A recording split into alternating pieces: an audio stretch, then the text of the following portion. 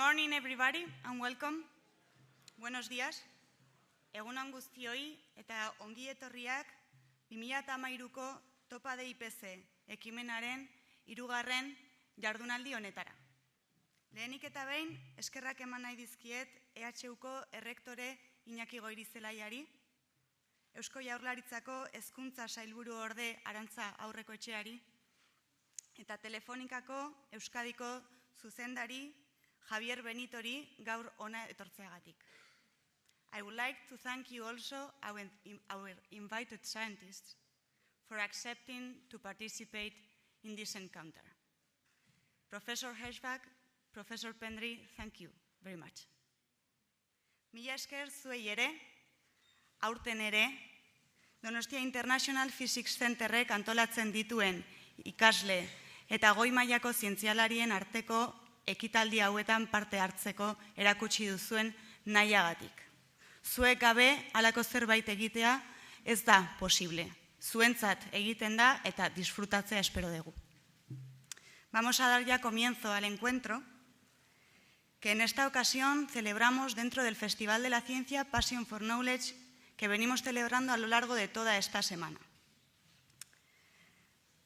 Para dar comienzo al encuentro, queremos agradecer especialmente la participación de Telefónica como patrono del DIPC, que viene apoyando este tipo de iniciativas y muchas otras, y por eso quiero invitar a Javier Benito a tomar la palabra un momento. Javier, por favor.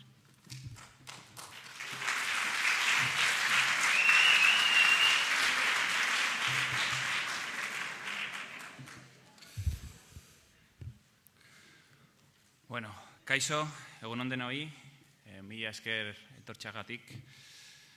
Ziondo gaur jende gaztearekin. Gaur hemen dauzkagu gaurko eta etorkizuneko zientzia eta jakituria. Hemen ditugu bi ikertzaile garrantzitsu, Dudley Herschbach eta Pendry, fizikako Nobel sariko hautagia. Bueno, ambos hoy contribuirán a propagar los beneficios de la ciencia para mejorar en el mundo en el que vivimos.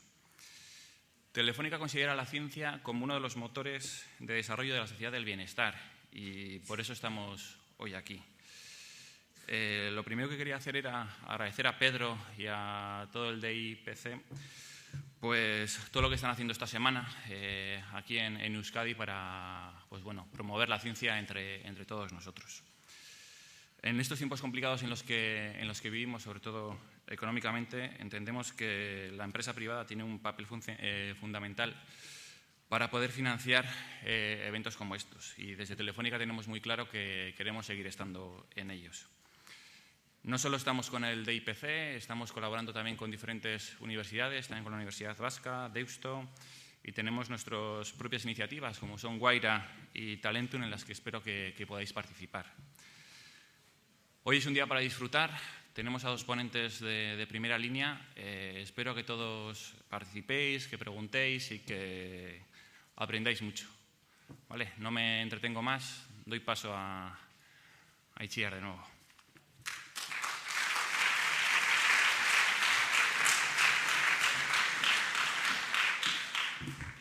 Mila esker, Javier. Jarraian, honelako ekitaldi irekiak antolatzeko erakunde publikoen babesa ere zein garrantzitsua den azpimarratu nahi dut.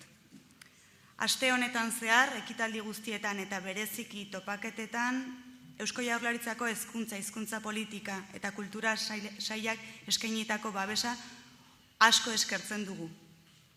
Horrexegatik ohore bat da guretzat gaur ere Arantza aurreko etxea hezkuntza sailburu ordea hemen egotea eta berari hitza eman nahi diot.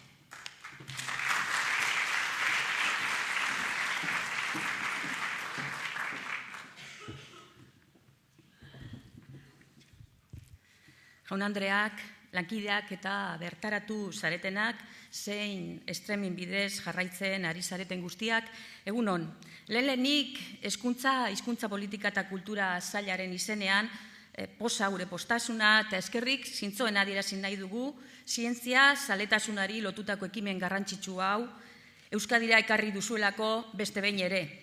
Ohore handia da niretzat bai horixe, Gaur eta hemen, Passion for Knowledge Quantum 13, topaketa hauetan parte hartzeko eskaini didazuen aukera hau. 2009tik ona, urtero antolatzen ari zareten topaketak ditugu hauek. Zientziarekin, solasean egiteko topaketak hain zuzen ere. 5. ekitaldi honetan gainera, Bilbon eta Donostian ez ezik, Gasteizera ere zabaldu dituzue topaketa hauek. Beraz, gauza lanak aurrera doaz, zabalduz doaz. Labur-labur eskerrak eman nahi dizkiet ere Donostia International Physics Center ikerketa zentroari eta Euskampusi, eta bereziki erakunde bi hauen aurretik ari diren Pedro Miguel Etxenik eta Igor Kanpillo zuzenduariri. Jaialdi honen antolatzaile nagusi alegia. Zientziarekin solasean, topaketen 5. edizioa. Maizutasunez antolatu duzue. Gure eginkizunean garrantzi berezia duen zientzia zaletasuna bultzatzeari eusten diozue. Eta sarrera egitearekin batera horregaitik, gaian adituak zareten bertako eta kanpoko lankide askoren ekarpenak zuzenean ezagutzeko aukera paregabea emango duzu. Horregaitik guztiagaitik, benetan goraipamena eta gure aitortza hemen. Eskerrik asko era berean, egitaragoa gorpuzten lagundu duzuen aditu eta aritu guzti-guztioi. Dudley Herschbach Nobel saridunari eta Sir John Pendry zientzilari ospetsuari. En las últimas décadas, el crecimiento económico logrado por los países industrializados ha estado estrechamente ligado a la importancia dada a la ciencia y a la tecnología dentro de sus políticas. La posesión del conocimiento genera por sí misma riqueza intelectual y permite a la persona alcanzar una mejor armonía con su entorno. Por ello debemos fomentar el estudio de la ciencia en todos los niveles del aprendizaje, básico, medio, universitario.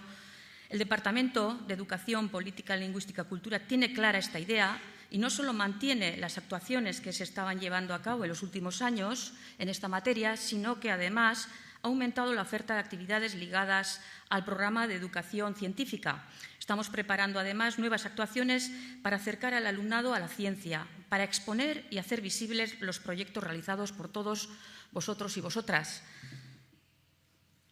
También queremos participar más aún en experiencias novedosas europeas, apoyar el encuentro y la colaboración entre todos vosotros y vosotras, investigadores e investigadoras de la Red Vasca de Ciencia y Tecnología con los centros, así como queremos potenciar aquellas acciones que promuevan la innovación en la enseñanza de materias científico-tecnológicas.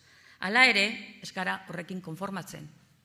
Uste dugu oraindik gehiago eta hobeto lan egin ahal eta behar dugula hezkuntzan zientzia zaletasuna aurrera eroateko, areagotzeko eta zientzia gaitasuna hobetzeko. I would like to use this opportunity to congratulate you both for your consolidated experience in science and for the well-deserved recognition and prizes you have won. I would also like to thank you both for your presence here today, because the path you have run in the development of scientific knowledge is the model we want our students to share. Aipamen berezia egin nahi dizuet baita bertaratu zareten irakasle eta neskamutil guzti-guztioi. Irakasleoi, jakin badakigulako ez dela erreza eguneroko lana egitea, eskolak emotea, eta aldi berean, eguneroko jardun horri ustez gain, aldi berean etengabeko berrikuntza alegintan murgilduta ibiltzea. Eta ikasleoi ere eskerrak eraberean, gaur hemen izango duzuen esperientzia ezoikoa bezain garrantzitsua izan daitekelako zuen etorkizunerako.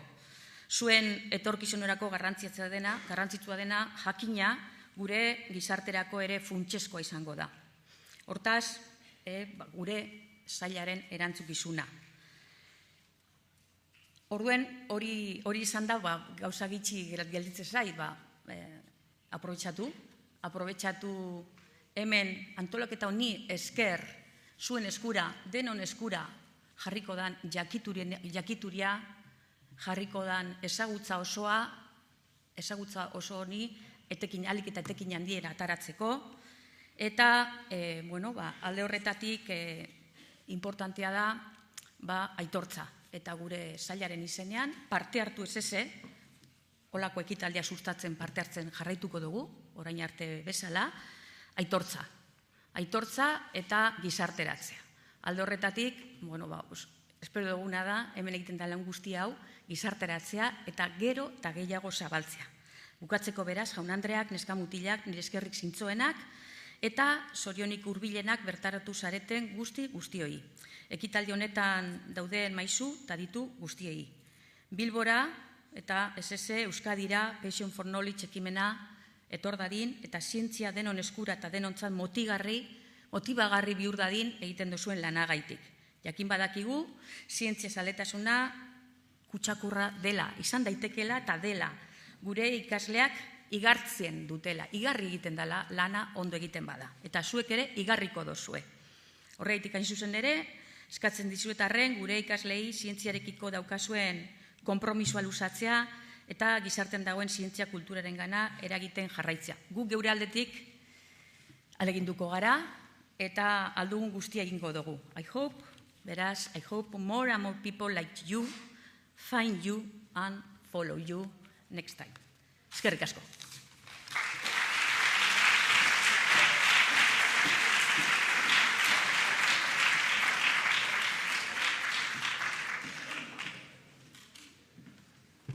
Mila esker. Ekitaldiari hasiera emateko Euskal Herriko Unibertsitateko errektorea hemen izatea oso garrantzitsua da guretzat. Unibertsitatea da jakintzaren gordailu eta sortzaile. Euskal ikerketaren altxorra. Eta horrexegatik Iñaki Goirizelaia, mila esker eta zurea da hitza.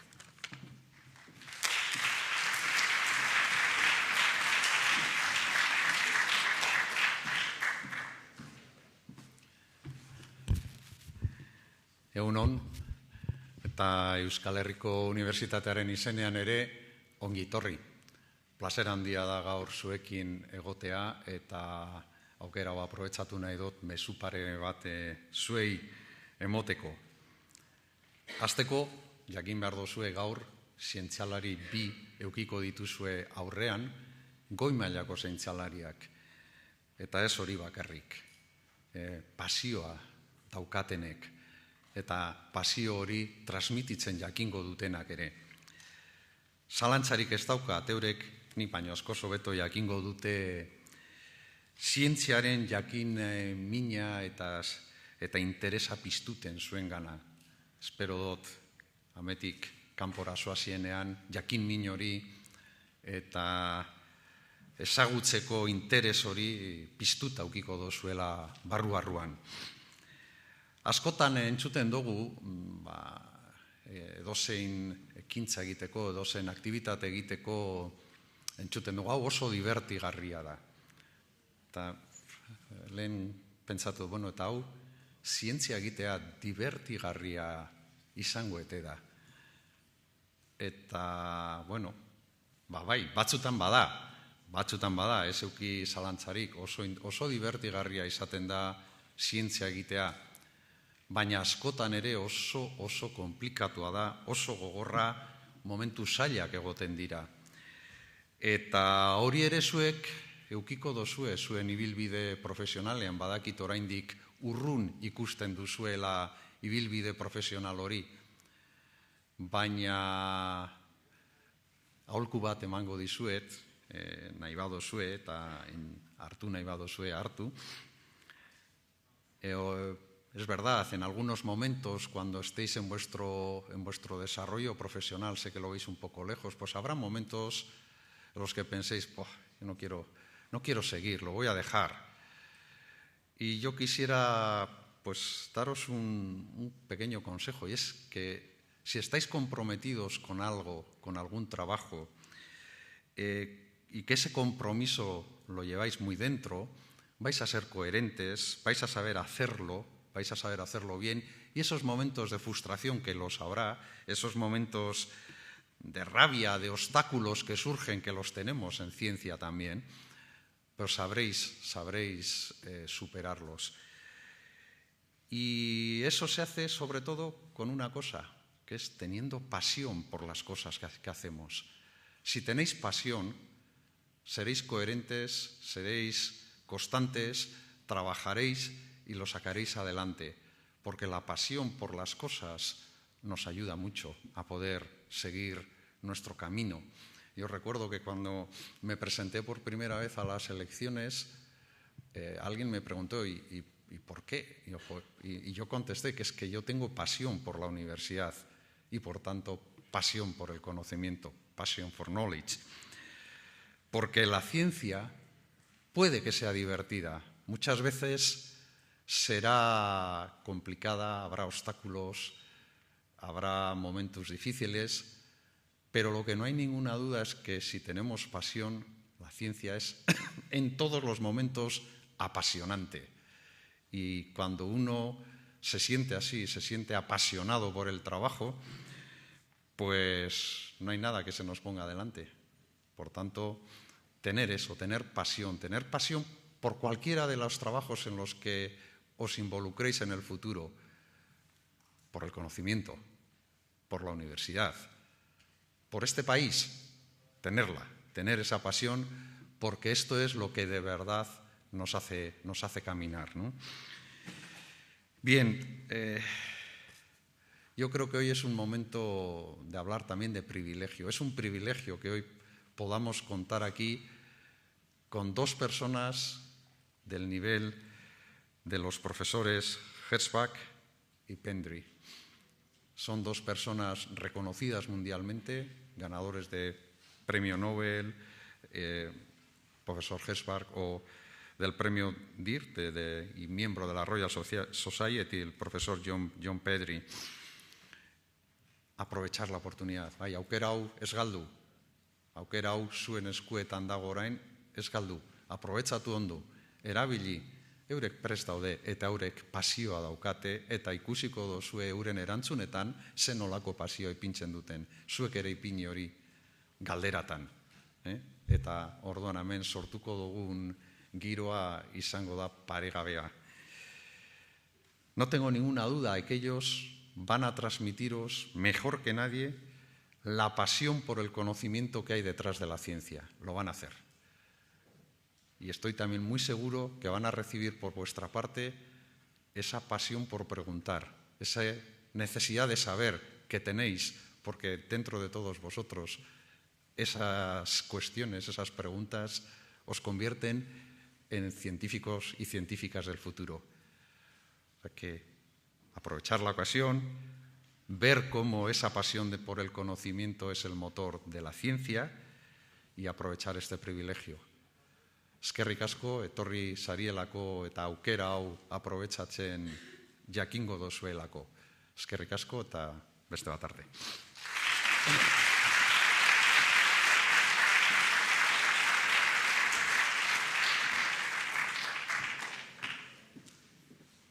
Mila esker. Orain besterik gabe, ekitaldiari hasiera eman da, gure gonbidatuak izango ditugu eszenatokian eta beraien buruaren aurkezpenak entzun ahal izango ditugu. Bigarren zatiari paso eman aurretik, galdera batzuk egiteko edo galderekin hasteko denbora baldin badaukagu, hori egingo dugu bestela 11:00 joango gera, bertan aprobetxatu, gerturatu beraien gana, atera argazkiak, egin galderak, eta gero bueltan, bidali dituzuen galdera guzti horien zozketa egingo dugu, eta ikusiko dugu nortzuei tokatzen zaien beraien galdera zuzentzea gure gonbidatuei. Besterik gabe, Pedro Miguel Etxenike irakaslea, Profesor Herschbach, Profesor Pendry, please, it's your turn.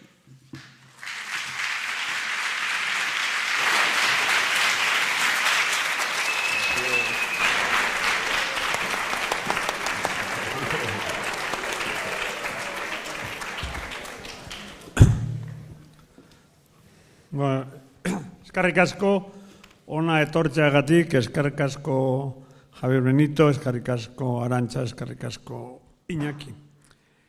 Para mí es una satisfacción estar aquí y no quiero dejar pasar la oportunidad para agradecer a Telefónica su compromiso con nuestro centro, con el conocimiento, también con nuestra universidad, a Arantxa todo este esfuerzo que está haciendo el departamento por en estos momentos hacer que la continuidad de los esfuerzos anteriores siga incluso aumentando a pesar de la dificultad de la situación, y al amigo rector Goirizelaya, que ya en sus hermosas palabras de la inauguración hablaba de la unidad del conocimiento y de la belleza del conocimiento, y la belleza que es ver un programa hermoso, algo que funciona, y esto es hermoso, y yo estoy de acuerdo con él.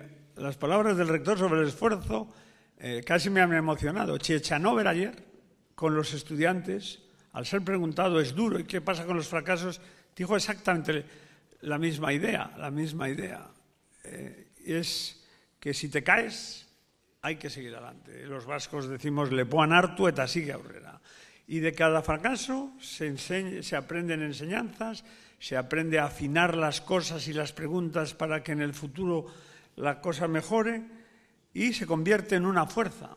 Yo casi el discurso bello, el bello discurso de hoy del rector, que, por cierto, yo le recomiendo al rector que no lea, que hable. Con lo bien que hablas, ¿para qué lees? A veces, digo.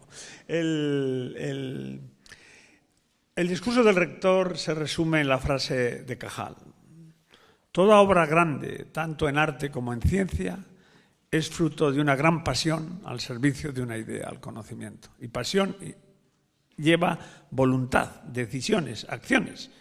Y saber levantarse cuando las cosas están mal y uno se cae, él es un ejemplo personal con las circunstancias que lo ha tocado de hacerlo, y por eso le vemos aquí tan majo. Ahora vamos a pasar a presentar a mis dos invitados, el profesor Dudley Herschbach, Premio Nobel de Química.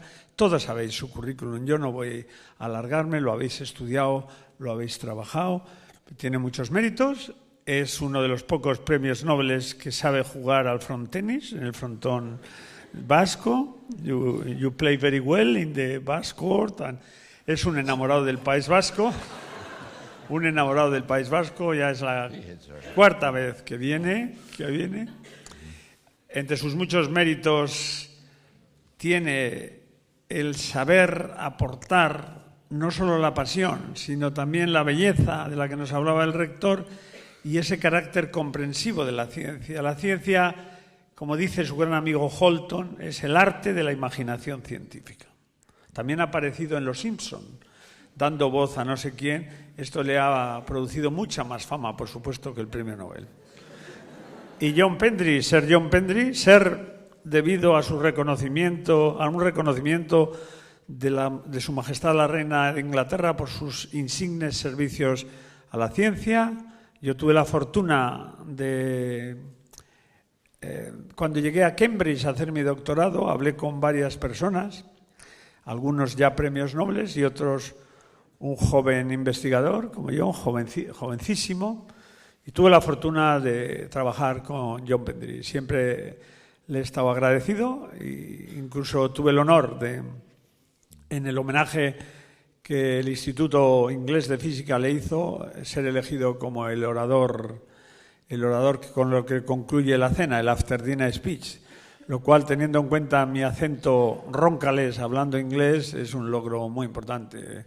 Yo pregunté a John, ¿por qué me has elegido a mí con mi inglés, con mi peculiar accent? Y él me dijo, por eso. Entonces, John Pendry ha recibido numerosas distinciones. Yo tengo una apuesta con él, de que cuando reciba pronto la otra, pues vendrá a cenar. La primera cena la hará en el País Vasco, pero no necesitamos citar sus otros muchísimos premios. Recientemente, este año, ha recibido la más alta distinción del Reino Unido en ciencia, la medalla Newton, y tiene la medalla Dirac de física teórica y muchos otros premios. Es un hombre creativo, muy creativo, lo mismo que Dudley. Cada 10 años así cambia de tema. Se fuerza él mismo a cambiar de tema de investigación para no enamorarse de sus propias ideas en un campo. Ha trabajado en muchos campos. En cualquiera de los campos su obra ya sería suficiente para un gran reconocimiento internacional. Los dos comparten la pasión por el conocimiento y la pasión por trabajar. Trabajan en lo que les gusta y no, a veces uno piensa, bueno, yo voy a un sitio o a otro, hay que trabajar en lo que os gusta. Si vosotros hacéis lo que os gusta, lo haréis bien, seguro. Y sobre todo yo quiero agradecer a los profesores, a los que estáis aquí. Ya tenemos una relación muy constante con vosotros y a mí me emociona mucho cuando recibo vuestros emails y por favor hacer otros, qué bonito, qué hermosura, qué privilegio. Yo también pienso que es así, pero que nos lo digáis nos encanta y os lo agradecemos. Y a los estudiantes, porque el mensaje de hoy, que lo repetiría al final, con el privilegio que tiene el moderador de intervenir cuando le da la gana, bueno, a no ser que el rector me diga modérese el señor moderador, pero es que si trabajáis mucho, veréis que podéis ser como ellos, porque como veréis hoy, ellos también son como vosotros. Entonces, eskerrik asko, y tiene la palabra el profesor Herschbach. 5 minutos. I just speak now. Yeah, fine. I understand that you have already studied my history, so you probably remember more of it than I do, you see. But when I was your age, I lived in California in an area of fruit orchards. I mention that because the symbol for Bilbao is this lovely image up here of a tree, kind of sculpture, and I crawled around under trees picking up prunes and things. In fact, I was very happy to do that because I could make money, and I became, in my own mind, very wealthy by picking prunes in the summertime. I remember how happy I was when I bought my own bicycle and things like that. But when I got to high school, I was coming from a very small preliminary school. It had only 11 students in my class in 4 rooms of school. There were 8 classes all told, so 2 classes per room, but very small. And the high school I went to was also very small, a total of about 200 students, 50 per class for the 4 years of high school. I was very interested in sports then. I played American football. It's not the real football. You know the real football. Basketball and tennis, which prepared me to play a little with this fellow recently, as he just mentioned. But I didn't expect to go to college. A few people that in our community had gone to college. My family didn't even know anyone who'd gone to college. But my parents had told me that going to college was not necessarily a good thing because they had heard that people who went to college became too arrogant and they wouldn't work with their hands anymore and so on. And that the professors in college had funny ideas. They weren't realistic. They weren't connected to the real world. And of course, when I did go to college, I was the first in our family, one of 6 children. I discovered my parents knew a little about it, but there was much more to it that they didn't know. And it was a wonderful transformation. My brothers and sisters all went to college too, and it totally transformed our lives. Now, I understand most of you will go to college, but it was unusual in my part of California, at least then. Only about 15% of people went on to college. And I will well remember the first day in college. I'd come 2 weeks early to practice because I played on the football team, and we came before school began at college. But the very first meeting with a professor, I discovered he was completely unlike what I thought a professor might be, but he first explained to us 3 things about a college or university. It existed to transmit knowledge. Well, of course, that was no surprise. That's what a school is supposed to do. To preserve knowledge. Well, that was no surprise. We knew about libraries and all. Nothing like web or anything way back then. But then he said, and to create knowledge. That was a total surprise. I had no idea that research, I think I never had heard the word before, was something that was done in a university. And that affects also the teaching, or should, very much. And of course, I had become interested in science because I discovered stars in National Geographic. You probably read that story as an 11-year-old at my grandmother's house. And after a while, I began looking at stars myself and all. And I think that's still a good way. In high school, most of our teachers didn't know much about mathematics or science, with one exception. The chemistry professor was really superb, but he didn't tell us a lot. He would talk just a very short time, then send us right into the lab. And then he'd walk around and talk to us individually as we did our experiments. So we were very much on our own. And only when I got to college did I realize how lucky I was to have gone to such a small high school, but had one tremendous teacher in the way he interacted with the students and put a lot of responsibility on his students to explore things on their own and draw their own conclusions and all the rest, which is, of course, the essence of what you do in science. It's like art. You are searching for new, exciting perspectives, a way of looking at things. So I always like to emphasize that aspect.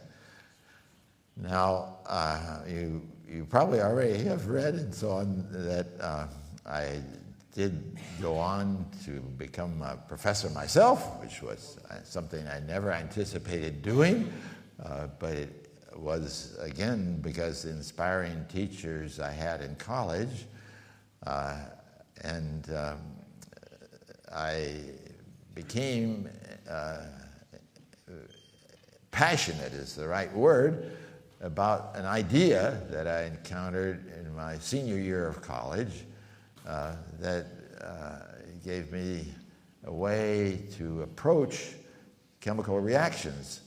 I had learned that chemical reactions were very complicated typically because so many things could happen. You had many steps.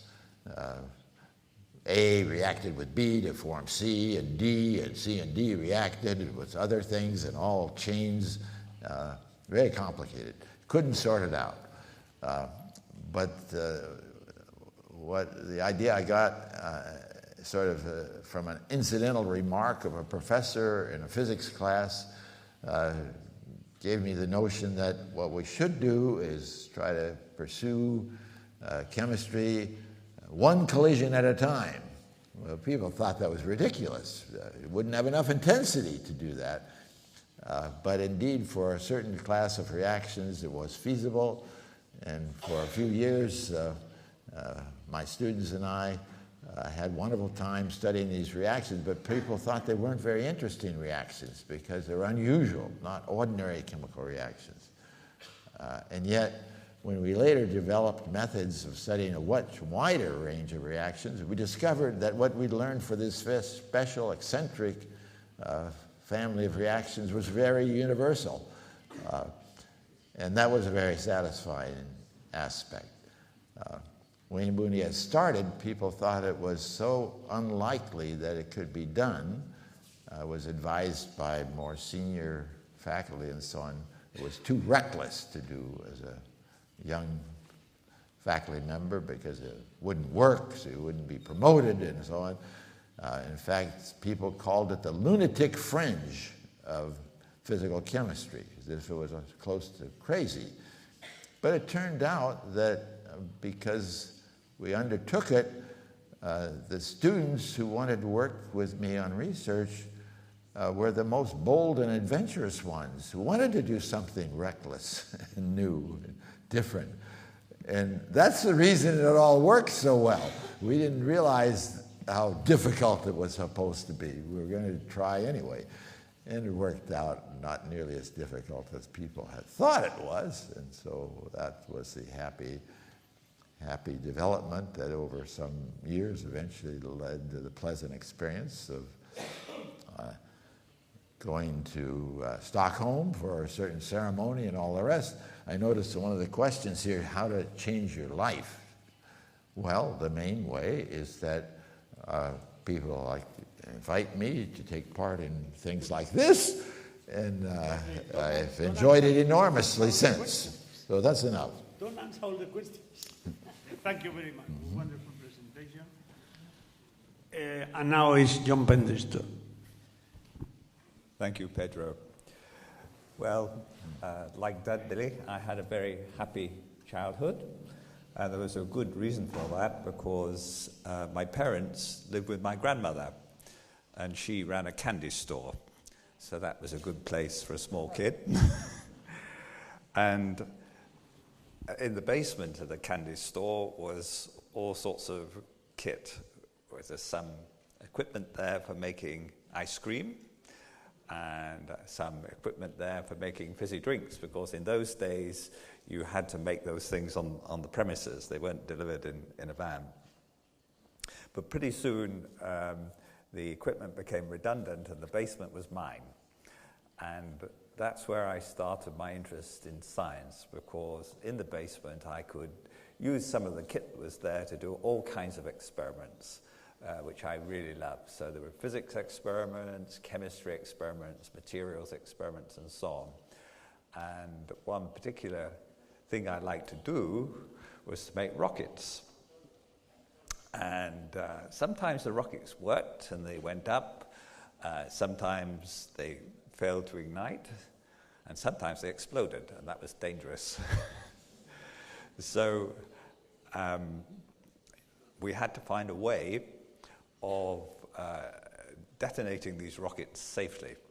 And that's how I got interested in electromagnetism, because we had to build then a transmitter and a receiver that would send the signal to ignite these rockets safely. And I had a very good friend who was my accomplice in these things, Richard Wells, and his father owned a farm, so that was our rocket range. The backyard of my grandmother's candy store wasn't big enough for launching rockets, so we went to the farm. And we had many happy times there, making the hay and so on and so forth, when we weren't letting off the rockets. So from a very early age, I knew what I wanted to do in life. My passion for science was always there. People say, well, when did you get interested in science? And I say, I can't remember. So long ago. So that was really quite a good experience, and if any of you have access to any sort of way of doing experiments that are scientific, I would encourage you to do that, because formal teaching is great, and you have to do that to learn to do things properly, but doing things improperly and getting them wrong and seeing what the real world is like and how it behaves is a great grounding, because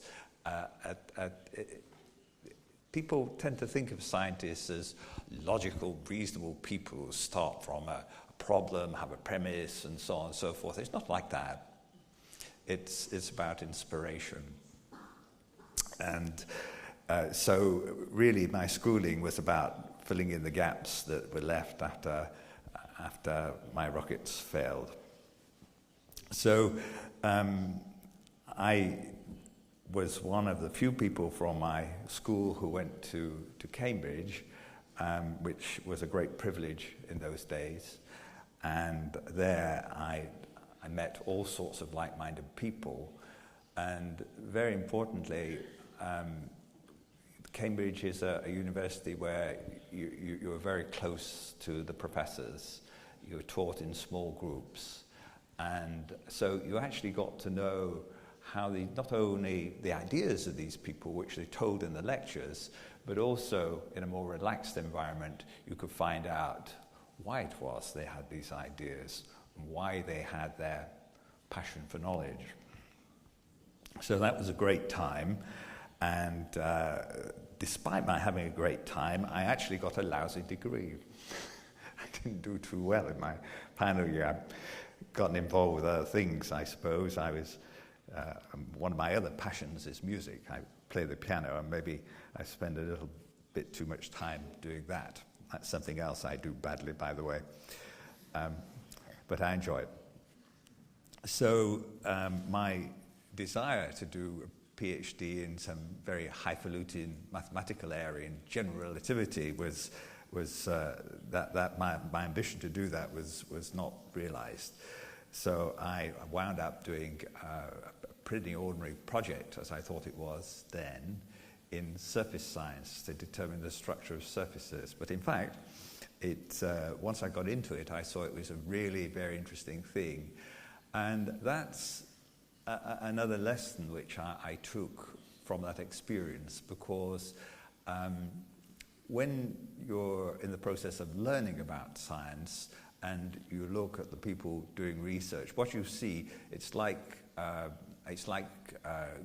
going out to sea in the Bay of Biscay and looking at the Basque Country, and what you see are the peaks of the mountains.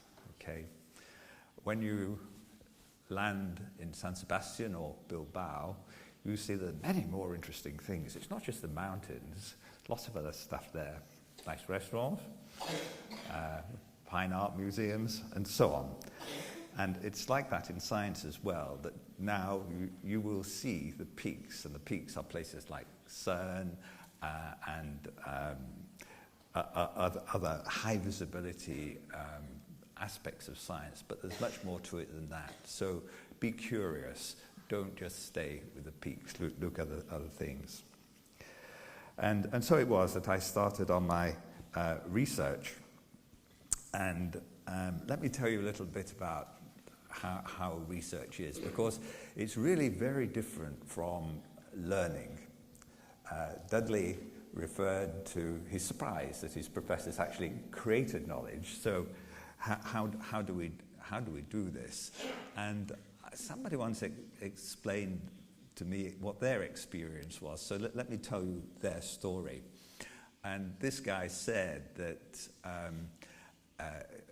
creating knowledge was a bit like going into a darkened room. So you have this area of science which has not been explored well, it's not understood, and it's like going into a darkened room where you blunder around, you bump into the furniture, and you just don't know what you're doing, okay? And it's your job to find out. So you grope around, and pretty soon you find where the table is, so you don't fall over that anymore. There's maybe a chair over here, and so on and so forth. And you get a sort of picture, but it's not complete. And then you find one thing, and it's the light switch. You put on the light switch, and everything's clear, okay? But then you notice something. The room has a door, another door. You open the door, and inside is another darkened room. And so it goes on. There's no end to how we... my belief is that we'll never come to the end of seeking for knowledge. It will never be complete, and that's a really fun thing. So with all these experiences, I took myself off to Bell Telephone Labs when I was about 30 years old, and I spent a year there. And that was very different from university, because universities are places where you meet very diverse people. They're scientists with a passion for science, arts people with a passion for history, literature, music, whatever, and the people with a passion for teaching too. But at Bell Labs, people had a passion for science, and that was a very, very concentrated drink indeed. And at that time, AT&T Bell Laboratories was the best laboratory in the world, and we knew it. We were very arrogant, I'm afraid. So that was a great experience, my first real experience of America. And after Bell Labs, I came back to Cambridge. And who did I find there? Well, Pendry, who was assigned as my new student. And we spent 3 years researching together on surface science. And we've been good friends ever since. And that's another experience in my life, which has been passing on the knowledge to other people. And that's something which is a real privilege. And as you get older, your former students go on and they surprise you with the many, many things which they've done. So Pedro here creating in the Basque Country, and I had many other students in Hong Kong, Japan, America, and so on. And it's great to keep up with their careers. So finally, because I've been talking for a long time, what am I doing today? Well, I'm a little bit of an unusual scientist, because scientists, particularly theoretical scientists like me, are supposed to kind of die intellectually when they're 30. Okay, your brain somehow goes pop at 30 and you don't do anything. But my best work has been done in the last 10 years, and I'm 70 years old now, so that's pretty late developer, yeah. And some of the things which I've been doing, I have a rule with my research, and it is that if you don't change, you don't survive. So you might have a very interesting problem, but you should be aware that it will only last for about 10 years, unless you're very unusual. So about every 10 years, I have this sort of cleaning out of the attic and do something new. And just over 10 years ago, I did something new, and I changed from surface science into optics and photonics. And there are a couple of things there that really excited me. Some problems that you solve, you put a wet towel on your head and you think and think very hard, and oh dear, the darkened room thing. But in some problems, you come into the darkened room and the light switch you find immediately. And one of these things, and that's very pleasing, and one of these things was this idea of the cloak. Somebody said to me, it was actually a director of DARPA, the Defense Advanced Projects Research Agency in America, Valerie Browning, said to me, come to our meeting. It's your job to surprise us, ginger us up a bit. So I wrote a fairly ordinary talk, and I thought, I'll ginger them up. I'll make something invisible. So it's a joke. Of course, I could see immediately, just like that, how to do it. And I don't know why I thought of doing it, but I did. And so I came to the end of my talk, and I said, by the way, we can make things invisible. Here's the formula. And I sat down. I expected everybody to laugh. But they were very serious. And they offered me money to do more of it. Anyway, that's enough of me. So thank you, Pedro. Thank you very much, John. Thank you very much, Dudley. And now, antes de pasar al café para que charléis con ellos, vamos a empezar con algunas preguntas en la forma habitual. Habrá un sorteo cuando se... Bueno, esto lo explica Itziar muy bien.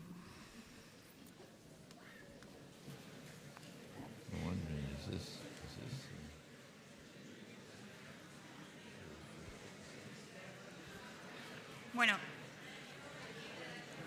topaketen bigarren zatiarekin, galdera erantzunen zatiarekin hasiko gera, 11etakora joan aurretik.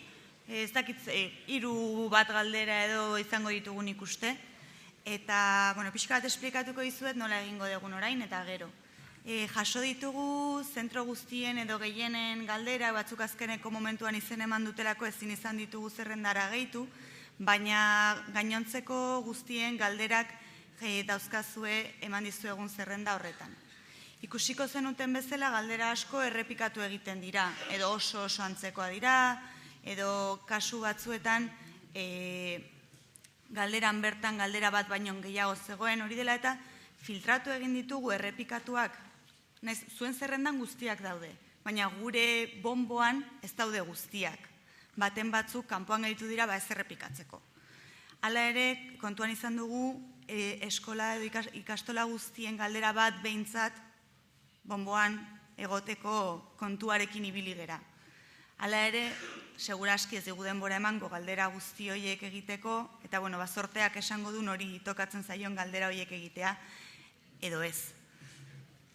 Galderak eskatuko dizuet baita ere, errepikapen hori egiteko eta batzuetan, kasu batzuetan, galderako soluzioak zirelako, edo galdera bat baino gehiago bidali zenutelako galdera berdinean, pixka bat moldatu egin ditugu, orduan zerrendan dauzkazuen bezala, gutxi gora bera, hor bertan dauden bezala irakurtzeko eskatuko dizuegu.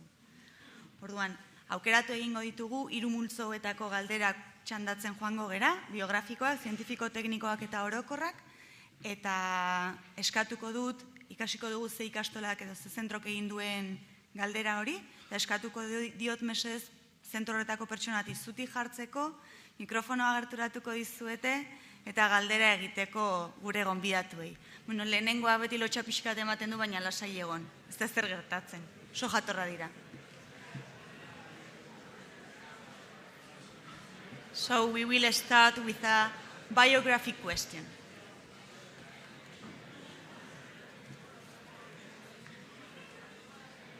Guazen ba. 51. galdera, Cruces zentrotik bidali digute, eta mesedez, Cruces zentroko norbait jarri zutik eta mikrofonoa gerturatuko dizuete.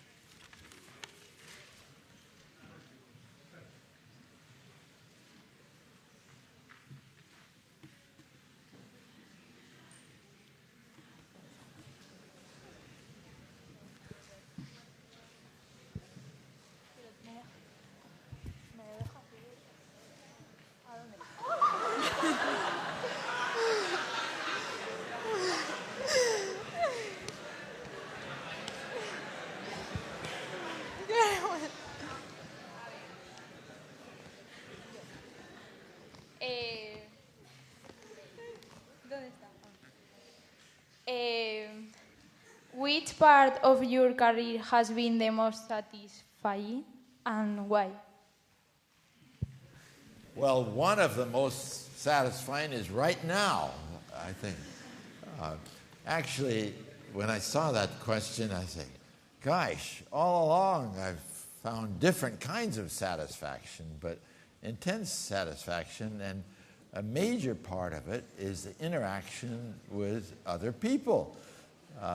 Sometimes it's thought that scientists are lonely geniuses and so forth, but most scientists aren't like that at all. It matters a great deal how you interact with people who are also enthusiastic and working hard in the area of your research to find out new things and share them with each other. So the social side of science is a major thing, very, very important, and I have found all along that it's exciting and satisfying, and I cannot say which is the most satisfying, but I would say that my years now of what I could call my second childhood is especially satisfying. We have grandkids, we have people who are about the same age or a little bit older than our grandkids, and to see the young people come along and make things that I did and I thought I understood obsolete, because you have new tools, new concepts and all that my generation didn't have. So you can look forward to that, and I enjoy enormously witnessing what young people are doing now. So I would say it's maybe the most satisfying part. Thank you.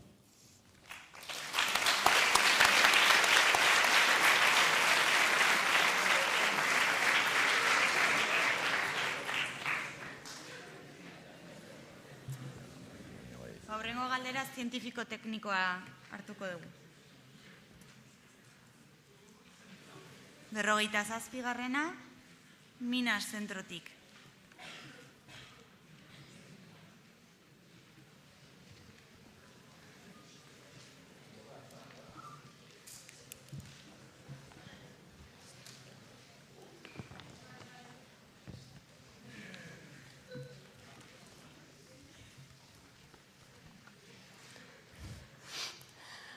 What is the invisibility cloak?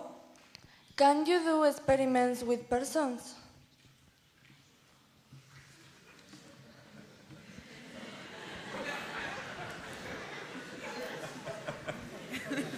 I have a microphone on, yes, so that should work. Well, thank you for that question. We've had a lot of fun with the invisibility cloak, and I usually have to... most things you talk about in science, I have to say they're pretty hard to explain because they involve concepts that you have to explain this and that and so on and so forth. But the great thing about the invisibility cloak is that you've been there already. J.K. Rowling has done the job for me. She tells you what an invisibility cloak is, so all I have to do is tell you how to do it. I have to say that although the mathematics of the invisibility cloak is fairly simple and straightforward and sorted out, as usual, actually implementing that mathematics proves a little difficult. So the situation is at the moment that the easiest sort of invisibility cloak to build is one that makes you invisible to radar waves. You can't have an invisibility cloak that makes you invisible to radar, infrared, visible, X-rays. It's usually one frequency, and radar is pretty sorted, so you can build one of those things. An invisibility cloak for real light that you can see with your eyes is harder, and the biggest one that's been built has been built in Birmingham in the UK, and that is only about 15 centimeters across. So unless you're very small, you're not going to get inside that. And the other thing I say about the invisibility cloak is that Harry Potter's cloak is perhaps the wrong name for it, because the cloak certainly has to be a finite thickness. It's not something thin that you can... It's thick.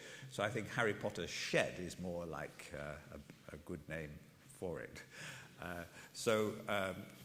Sorry, but so far Harry Potter has a monopoly of invisibility cloaks for people. You'll have to wait a while. Thank you.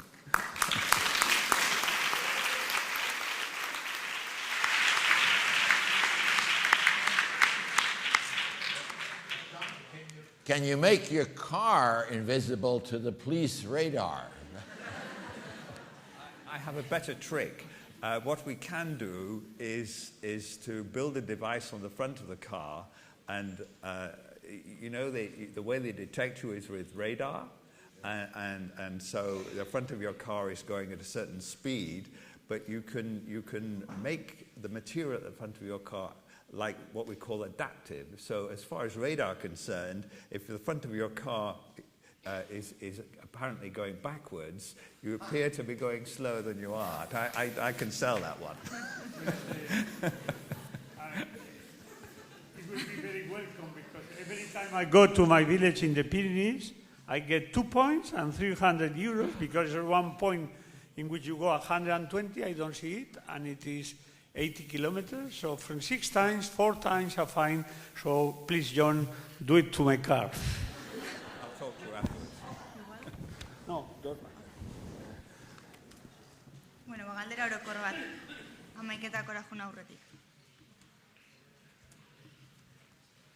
79.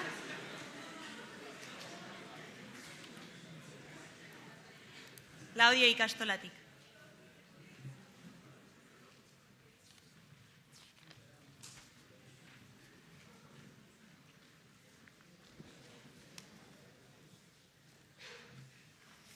Zuen ikerketa proiektuak amaitzeko zailtasunak ikerketaren ikuspuntu zientifikotik, ikuspuntu ekonomikotik izan dituzue?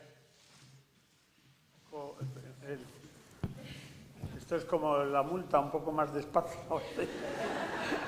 Lee un poco más despacio, un poco más despacio.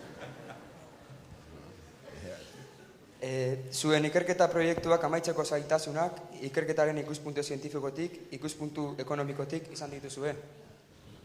Eskerrik asko.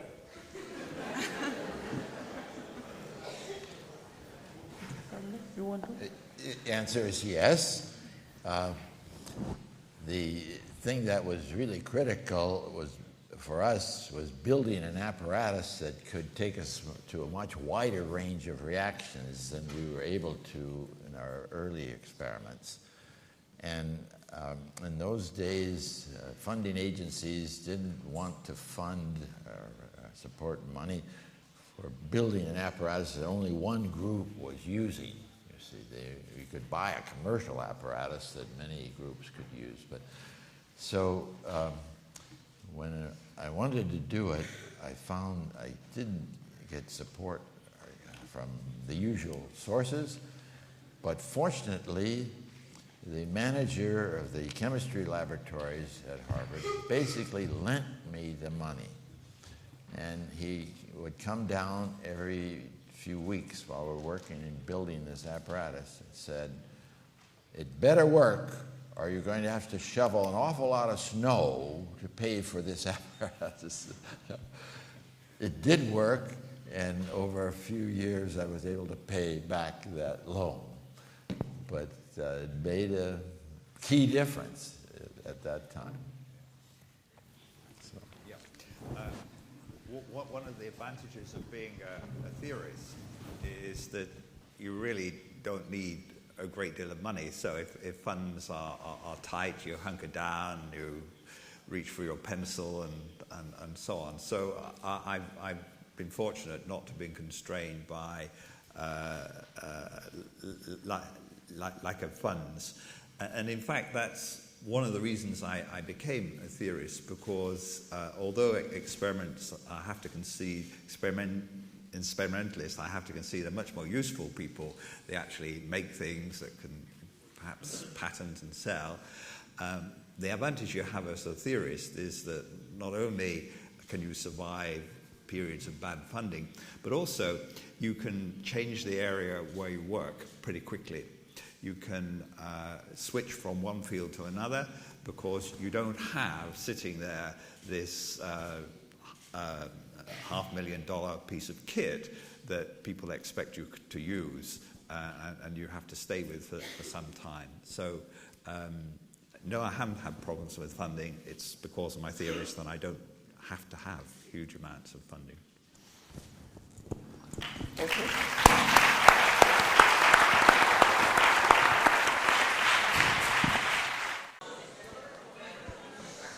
Bueno, galdera erantzunekin jarraituko dugu, bigarren zati honetan, ordu bat aterdiak arte gutxi gora bera, eta gogorarazi nahi dizuet gero prestatu dugula diplomatxo bat parte hartzen duzuen guztiontzat, orduan irakasleak edo jaso baldin baditzakezue zentroka dauzkagu sobretan, eta horrela gero ja banatu ditzakezue ikasleen artean, bale?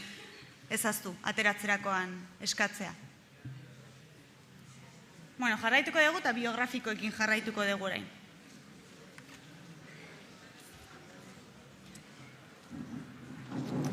Bederatzigarren galdera. Rekalde berritik.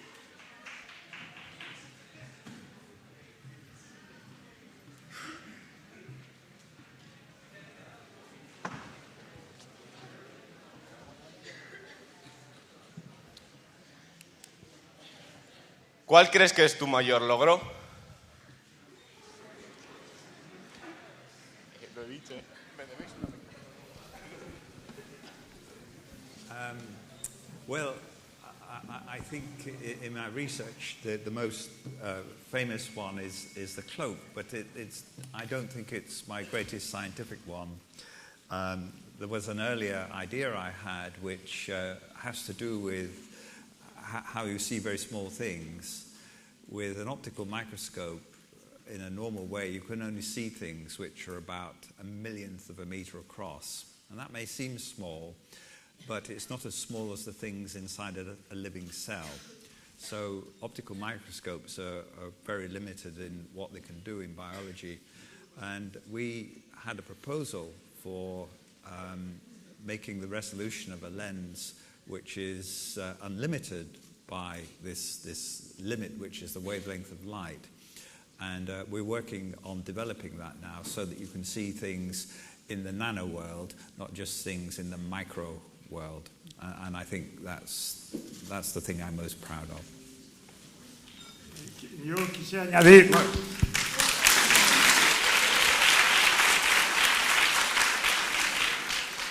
Yo quisiera añadir que cuando John tuvo esta idea, when you had this idea, you told me, before publishing, you told your wife, if I publish that, I will be either famous or infamous. Famoso o infame, pues ha sido famoso, John. Thank you very much.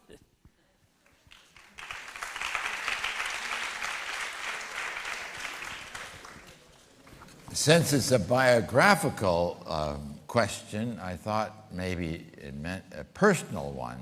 And then it's very easy for me to answer. Courting and winning the marriage of my wife is the pinnacle of my life, without any question. And I think Pedro would agree. He knows her well. I'm sure John will agree too, but so both personal and scientific. Personal marrying your wife. Yes, right. Scientifically, it was again a question of a passionate desire that came true.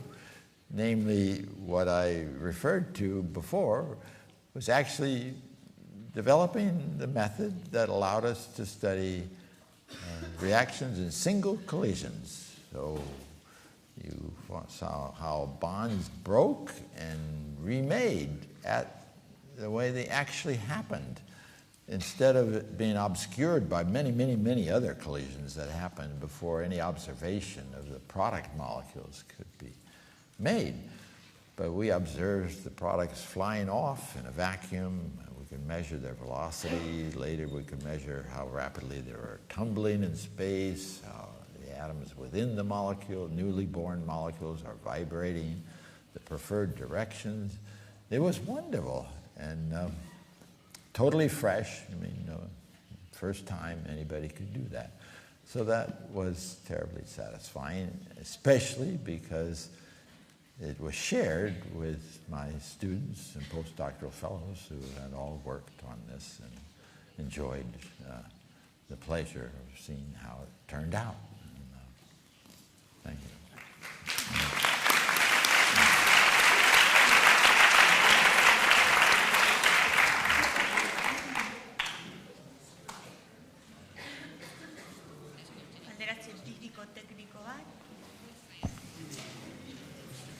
Hogeita hamazazpigarrena, Koldo Mitxelenatik.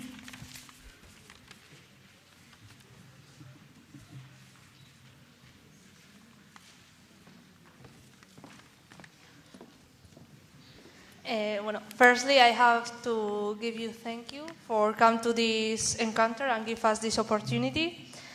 And my question is to Sir John Pendry. And can you explain which are the materials that you create and their properties? Yes, the metamaterials, as they're called, came out of some practical work I was doing. I was consulting with a company that made what they call radar-absorbing materials. And these materials were made out of very thin carbon fibers, about 6 centimeters long. And if you pick them up on a piece of filter paper, very dilute, they then absorb radar.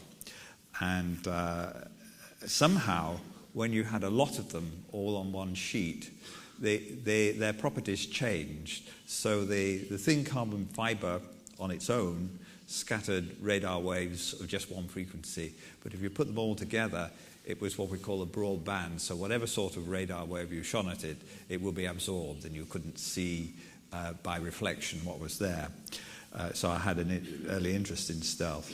And what I realized was that the way these little carbon fibers were changing their properties was because of the structure. It was because they were long and thin rather than because they were made out of carbon.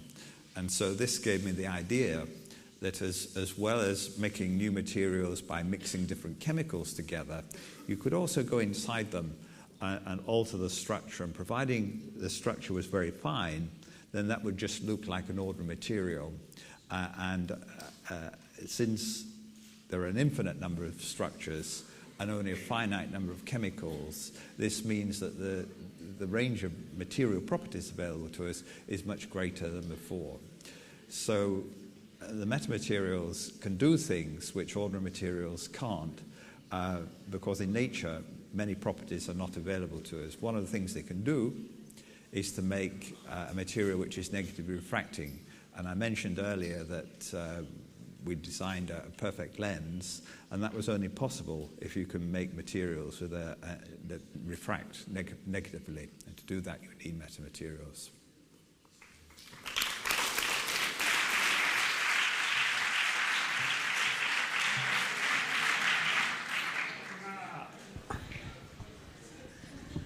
Una de las enseñanzas de estas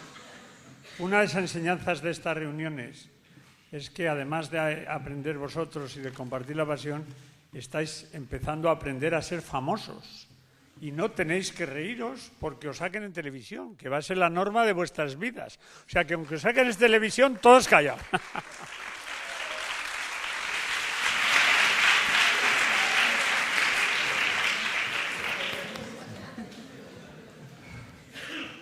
Ondo, hurrengo galdera orokorra aukeratuko dugu. 57.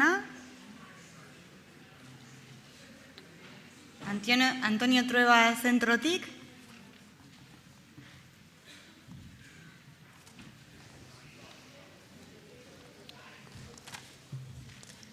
Guztientzat. Aurrezan dezakezu zertan, zer ikerketan irabaz daiteken hurrengo Nobel saria? ¿Física o química, las dos? Bietan. Dudley, who is going to be the next Nobel Prize for Chemistry? I wouldn't try to make the prediction. It would be no fun if we knew ahead of time. At any given time, there are possibilities. People right now would say, oh, the Higgs boson will be the next physics prize. Maybe, maybe not, but it's certainly such a major advance that it is a candidate. In chemistry, I would say there are probably 6 or 8 possibilities I could imagine. So I wouldn't put too much emphasis on getting prizes of any kind. The satisfaction of doing science is learning things about nature, and that's a great, great prize. Whether it receives some other prize that is bestowed by people is sort of secondary. It's kind of frosting on the cake. But it is fun, of course, but more fundamental is the pleasure of the basic discovery yourself. So nature gives the best prizes.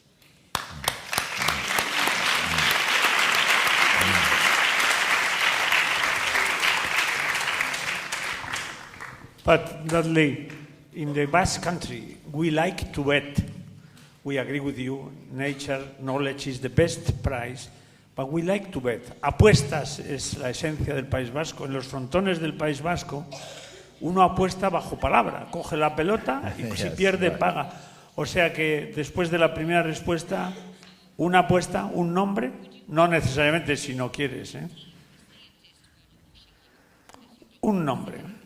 Chemistry. Well, another reason I'm reluctant to make predictions and so on is that I am friends with lots of people, and if I pick, say, A is a likely, then B, C, D, and E are all unhappy.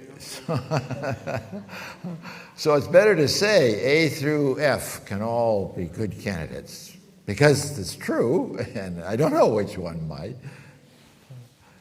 Seems more diplomatic. I'm sure you will get another Nobel Prize, the Nobel Prize for Diplomacy. I'm not so sure there is such a prize, but in any case, I'd rather be diplomatic. John? Very diplomatic. I can only say what my hopes are for a Nobel Prize. My colleague in London, Professor Tom Kibble, was one of the theorists who proposed the mechanism for the Higgs boson. The name of Peter Higgs is attached to it, and quite rightly too. But there were several other guys who also contributed. So in London, we're keeping our fingers crossed for Professor Tom Kibble. Okay, since I am not diplomatic and I am not in the list for the Nobel Prize, I will make a bet. For the physics prize, 60-40, 60 for Higgs and Englert, and 40 for John Pendry. I think that. Horrela pensatzen dut. Galdera biografikoa.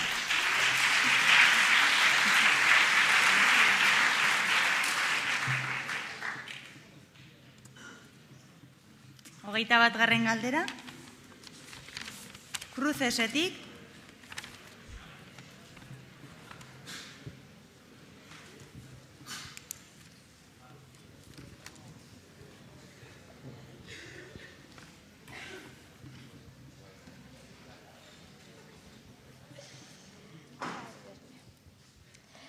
Zer sentizo zenuen zir tituloa eman zizutenean hainbeste lanen ondoren?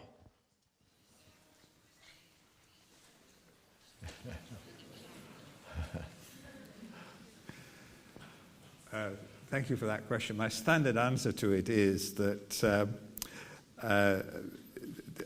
one gets, as you get older, you get several prizes and awards in physics. And most of them are awards that are known to your colleagues, and you're very grateful to receive them, but your family doesn't know anything about them. But when I was knighted, my auntie, my last surviving relative, it was the only time my auntie knew I got a prize when I was knighted. So my feeling was, thanks for making my auntie pleased.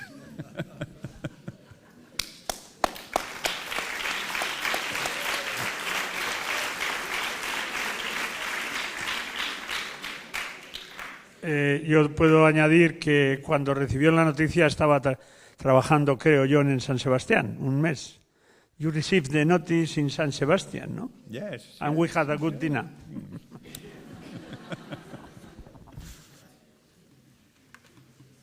A ber, zientifiko tekniko bat, 46garrena, Minasetik.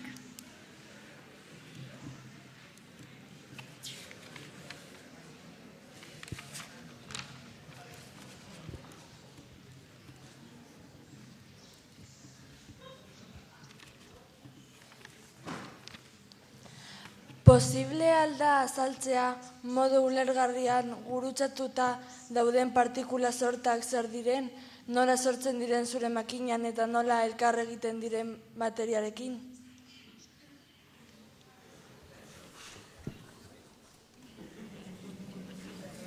Yes. Fine, thank you for that question. Basically, you need a vessel containing vacuum. That means you've pumped out the molecules that would ordinarily be there, so there's only, say, 1 in a million or 1 in 10 million of the remaining molecules in your vacuum. Then you have a little chamber in which you have a high pressure of molecules, but a very tiny hole in which they can squeeze through and fly through the vacuum. That forms what we call a molecular beam. It's a little like what happens in Boston at a certain department store. I notice here in Spain people are extremely polite, but in Boston that's not true. If there's going to be a sale at this department store, there's a big crowd outside that's like a high pressure collection of molecules, and the doors are flung open at a certain instant, and the crowd rushes in. People bump into one another, and whether they want to or not, they get organized because the collisions push them in the same direction. Sometimes people in the crowd are excited at the prospect of a bargain if they can get there before someone else. And those people may suffer a bloody nose or a black eye and an extra collision. And the point is they all get calmed down a bit to the same direction, same velocity. That's what happens to the molecules when they come out of this high pressure source into the vacuum. So it's called a supersonic beam because it actually travels faster than sound. So you have two such beams. Now, even the supersonic beam is fairly dilute. If you're downstream, say at a little distance, then the average distance between molecules in the beam, if we're our size, we magnify them, would be, say, 3 or 4 meters. So they don't interact too much. When they collide, they don't interact too much now. But enough of them interact, so they can react and fly to your detector. That's the reason people thought this was impossible, is that you don't get enough at your detector. And so we had to develop a super sensitive detector. Eventually, it was capable of detecting one molecule of the kind we're interested in, a cubic centimeter. That's about the size of your tip of your thumb. That's very, very high sensitivity. So that's the essence of it. And you could study many different kinds of reactions between different molecules in the different beams. But these are beams of neutral particles, so they don't have charges, so they're not accelerated as you can in the physics experiment at CERN and so forth. They're coming out with just, we call thermal velocities that are acquired in their collisions at the temperature of your source. That's a long, detailed explanation, but it may be enough for you to go home and build one of these things. Just need a good vacuum system.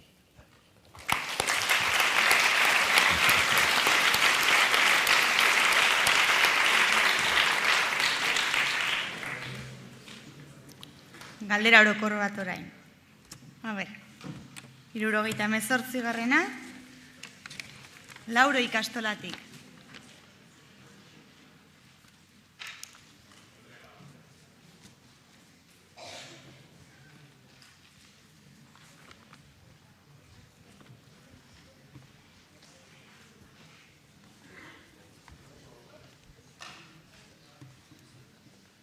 Hello, I'm Maitena from Lauro Ikastola, and the question is for all of you.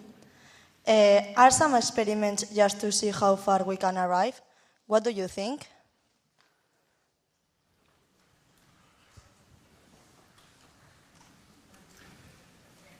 Yes, there are two sorts of experiments. One is where you have an idea which is already mature, you would say. So that would be a sort of experiment where perhaps you have a microscope, an electron microscope, and you're doing an experiment to make it even better than it is. But I think the really fun sort of experiment is one where you don't know what the answer is going to be. That back to the darkened room I was speaking of. So the really good experiment is one that you do and you find an answer that you're not expecting. And there are many examples of that. One of my favorites is that when Pendry and I were working in the Cavendish laboratory, there was a scientist there called Brian Josephson, and when he was a student, his professor had told everybody that in that area of physics there was nothing more to discover, it was all done. And right under his nose, his student discovered something called the Josephson junction, which can be used as a very sensitive detector of magnetic fields and involves all sorts of lovely quantum effects. And that's my favorite. You thought there was nothing there, and then suddenly, whoops, everything changes.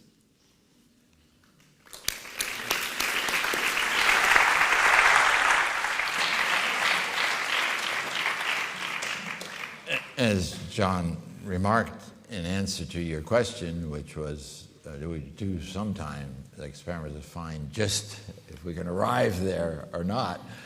where we hope to go to improve the apparatus and all. That's certainly fun and important to do, and a lot of your experiments are of that character, to discover the technique or whatever you're working on, what its limitations are and how you can improve it and extend it. But again, as John also said, the experiments that you most value are when nobody knows what the answer is going to be at all. And the most rewarding ones, as he also meant, is when you get back an answer from nature, because that's what an experiment of that kind is, a conversation with nature, the ones that you can understand enough of nature's message so it shows you're somewhat in the right direction. But there's most of it you don't understand, which shows you how much more you have to learn. And so you on the basis of the bit you did understand and your general picture, you're able to devise another experiment that moves you further to where you really want to arrive. So.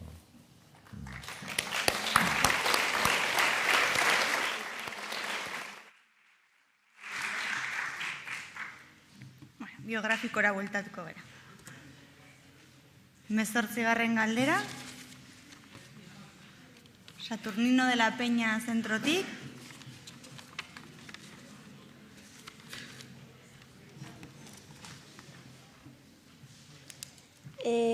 Zu Nobel saria izan da, zer uste duzu Harvard Unibertsitatean ematen diren Nobel alternatiboei buruz? Hau da, IG Nobel sariei buruz?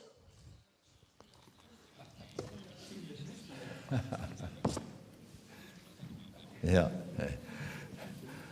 Well, they're for fun, but serious fun. What the founder of that award, Mark Abrams, likes to say is the idea is to give awards for work that makes you first laugh because it seems so absurd, and then think. That's the kind of thing. Some of these awards really are very practical. For example, one of my favorites went to a Korean fellow who solved a problem that's serious in Korean society. Korean businessmen like to dress very nicely, but in warm weather, they don't smell so nice after a while.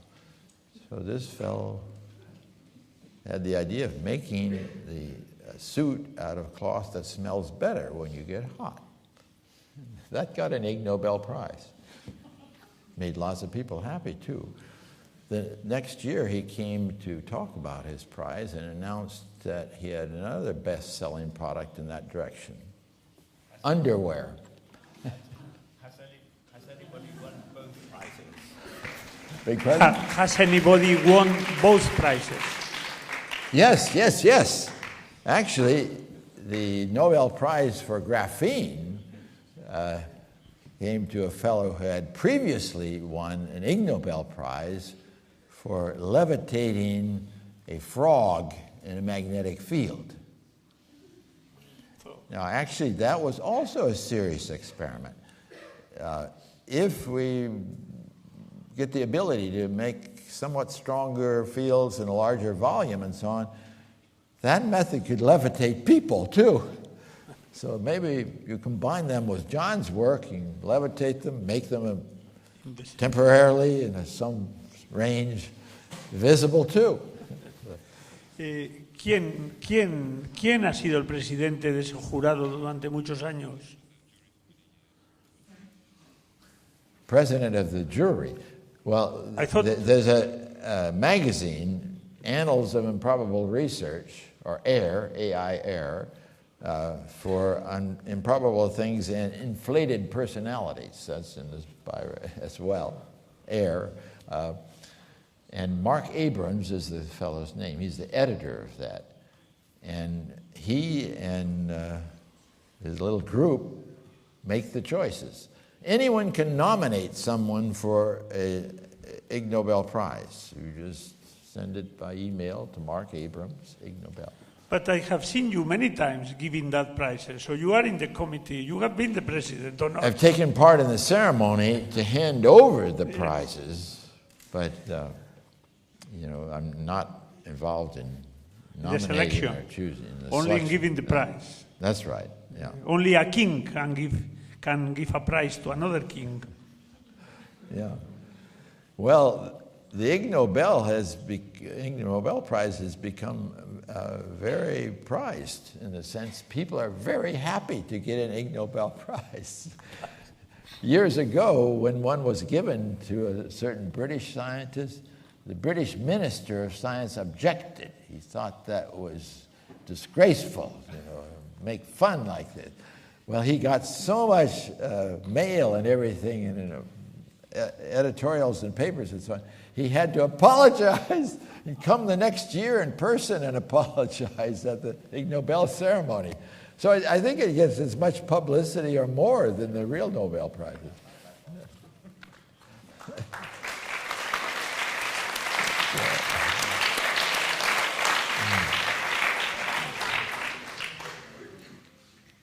Aldera biografiko batekin jarrituko dugu. Hirugarrena.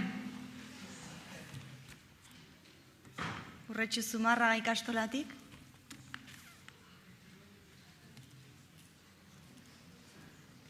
Professor Herschbach, how did your life change when you were given the Nobel Prize? I alluded to that in my remarks earlier. I've often asked that by people interviewing me, and of course I always answered, well, before nobody wanted to interview me.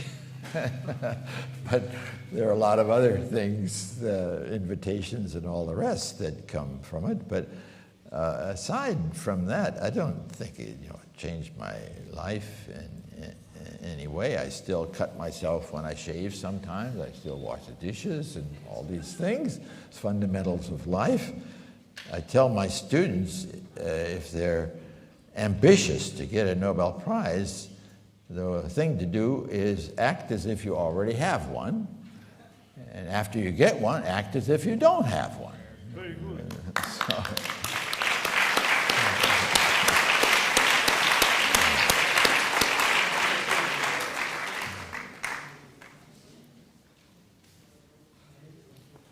Berrogeita bederatzigarren galdera, zientifiko-teknikoa, Ondarroatik.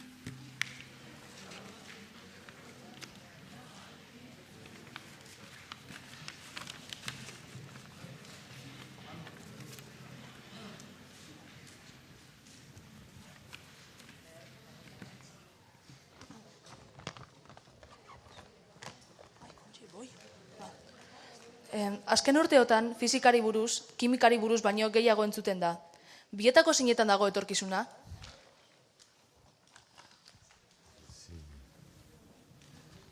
I haven't got the translation yet. Okay, Dudley, in the last years, you listen more about physics than about chemistry. In which of the two is the future? The future is physics or chemistry? Well, lots of people say last century was a century of physics, and this one's a century of biology. Now, biology has become, good parts of it, chemistry. So chemistry goes along with biology, but they're all parts of the same family of science. So physics is a tremendously important part of chemistry. It's made chemistry much more of a real science than it was before, when there's an awful lot of guesswork involved. So they get together. I think parts of chemistry have become very, very physical, and parts very, very chemical, biological, and that's just fine. I would say molecular science is a broader term. It includes biology and physics, or good parts of physics along with chemistry.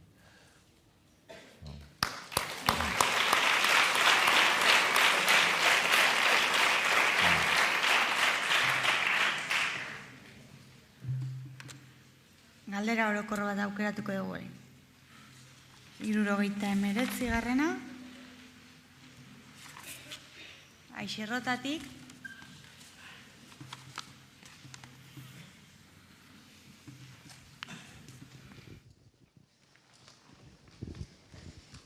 Egun, good morning everyone, and first of all, thank you for answering our questions.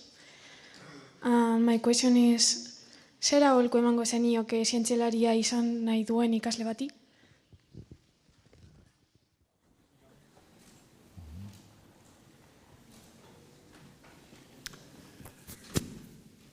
Yes, I was asked this question outside, so I'm a little bit ready for it.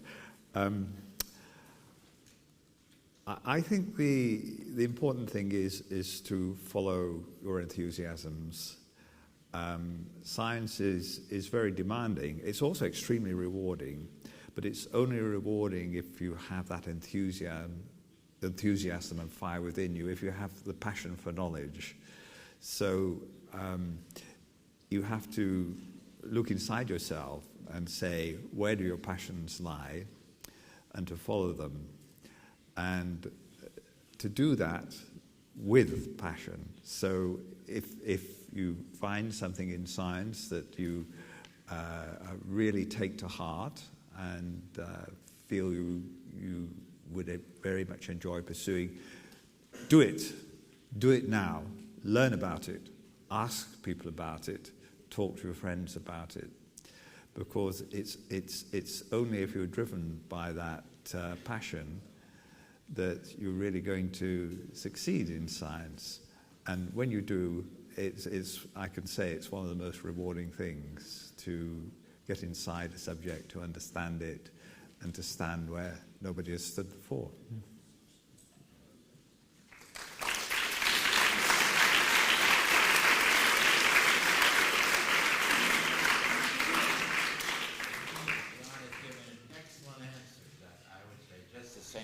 Simply add that in your school days, you want to discover just what area you find particularly attractive and exciting. And that means you want to broadly look into different things. And even things outside subjects regarded outside science can be very, very important if you want to pursue science. Because science, as I've emphasized earlier, is primarily, for most people, very, very social. And so if you want to maybe understand human psychology, diplomacy, things like that, can turn out, make a big, big difference. If you read the biographies of scientist Niels Bohr, who we're celebrating a special anniversary of his contributions this year, he was such a person that the way he interacted with people was a major part of his big contribution to science.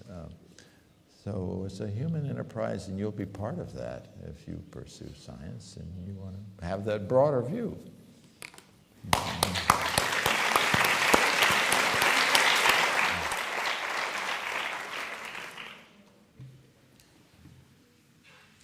Bosgarren galdera.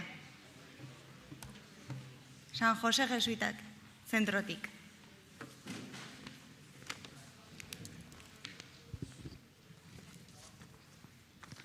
Good day.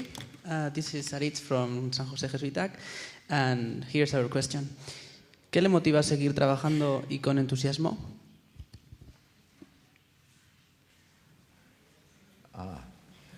Yes. I'll answer. It's a fine question, but I must say I'm a third-generation native of San Jose, California, so I'm glad to see we have a San Jose here. Well, it's automatic. I mean, you have fire burning within yourself, and more fuel is being added all the time as you interact with other people and ideas that naturally give more fuel.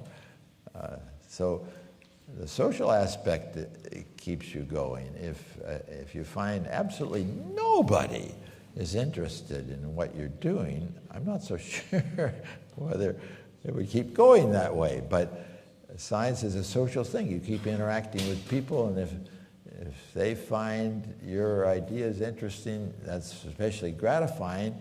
If they don't, you may discover you're terribly interested in their ideas, so you remain excited that way.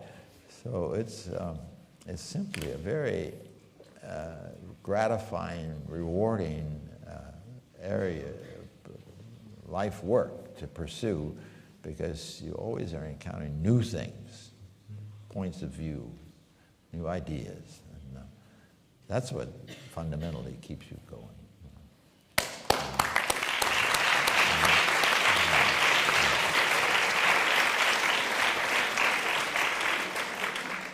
I think it would be nice if Sir John Pendry also comment on that.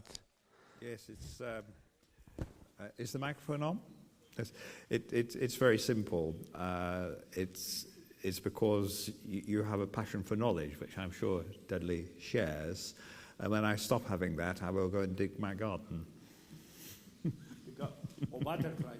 Butterflies, or play the piano. Lawn all the time anyway. My wife keeps reminding me. So, but it's nice to have some science to think about while you're mowing the lawn too. So, I'm sure when you start digging your garden, you find you'll be thinking about science still. John Pendry has a passion for butterflies, una pasión por mariposas. Le encanta. Eskerrik asko.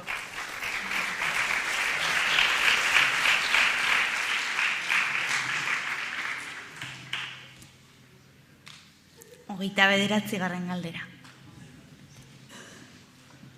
Kolegio Alaznetik.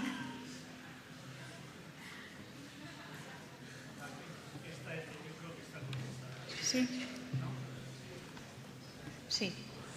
Hoy, esta pregunta yo creo que ya la han contestado, pero en cualquier caso, el que la iba a preguntar, que se levante para que le demos un aplauso.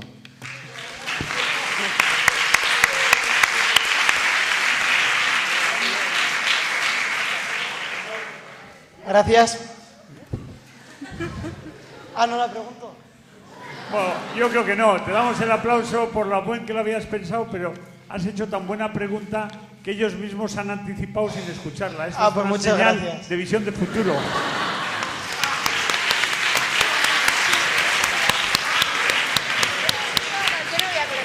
So that was a mind reader question. Reading the future. Berrogeita margarrenarekin jarraituko dugu. Lauro ikastolatik bidali dute baita ere.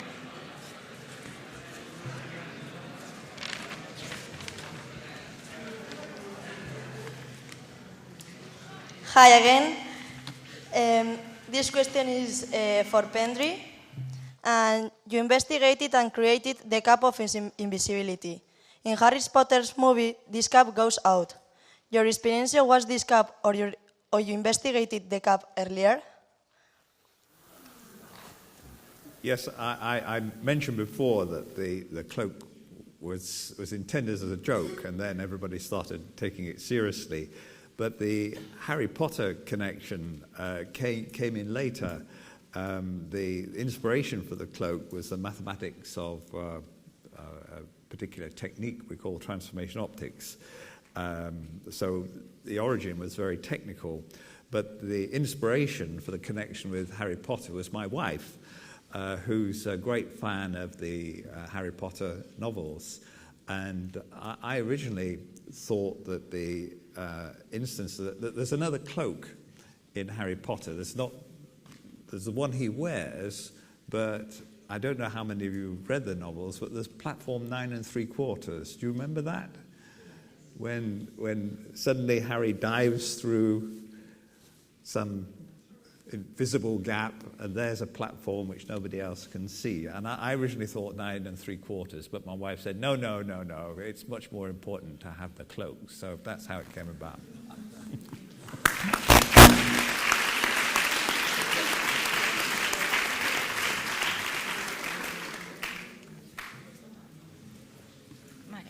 Jarraituko dugu galdera orokor batekin.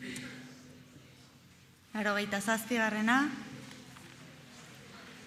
Txorierri Derioko zentrotik.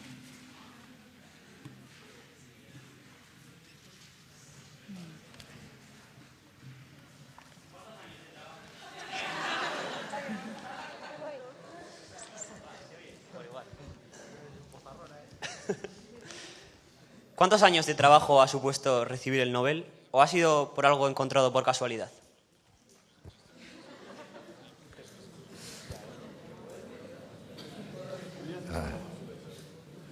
How many years of work? Well, it's a definition. We started the first experiments of the kind I described in 1960. The prize was awarded in 86.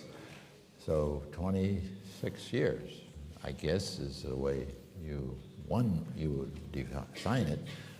But I'm sure for the first span of years, nobody thought this would lead in the direction of a Nobel Prize, because the only systems we were able to study this way were, as I alluded to earlier, a very special subfamily of chemistry, and it just looked like a queer little sideline. It was only when we were able to, starting about 1968, to expand enormously the range of reactions we could study, that people realized we were really learning something very general and universal, in fact, about how reactions occur, so that we could predict what would happen in many, many reactions that we probably never could study by this technique, but I'm pretty confident that we can predict how they would happen in other situations. So anyway, it's a little arbitrary, but roughly speaking, so a quarter century, more or less.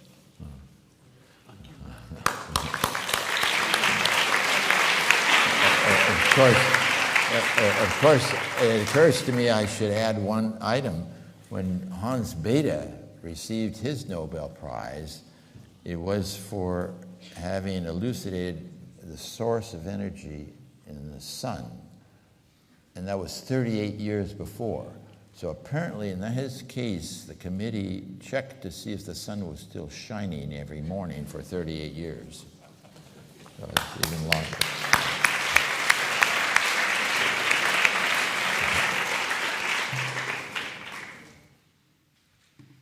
Bueno, hurrengo galdera biografikoa egingo dugu. 14. Ategorri zentrotik.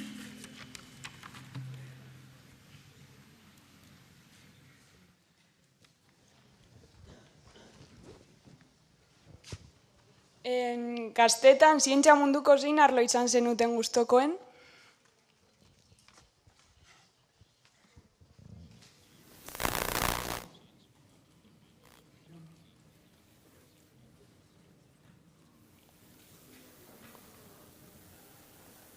I think in the early days, I was very unselective in what I was attracted to. It was like my grandmother's candy store. You didn't know which piece of candy to pick up first. And so it was that when I looked at science, so many things seemed interesting in those days. And it was only later when I realized how big science was, so much of it, that you unfortunately, you really do have to specialize. But I do that reluctantly, because I find many aspects of science interesting. And so later, when you come to specialize, you have to find out what your strengths are. Are you very skilled with experiment? Are you good with mathematics and theoretical things? And that's how you choose to specialize. But to come back to your question, when I was a school kid, I was just attracted to so many things. I didn't have a speciality.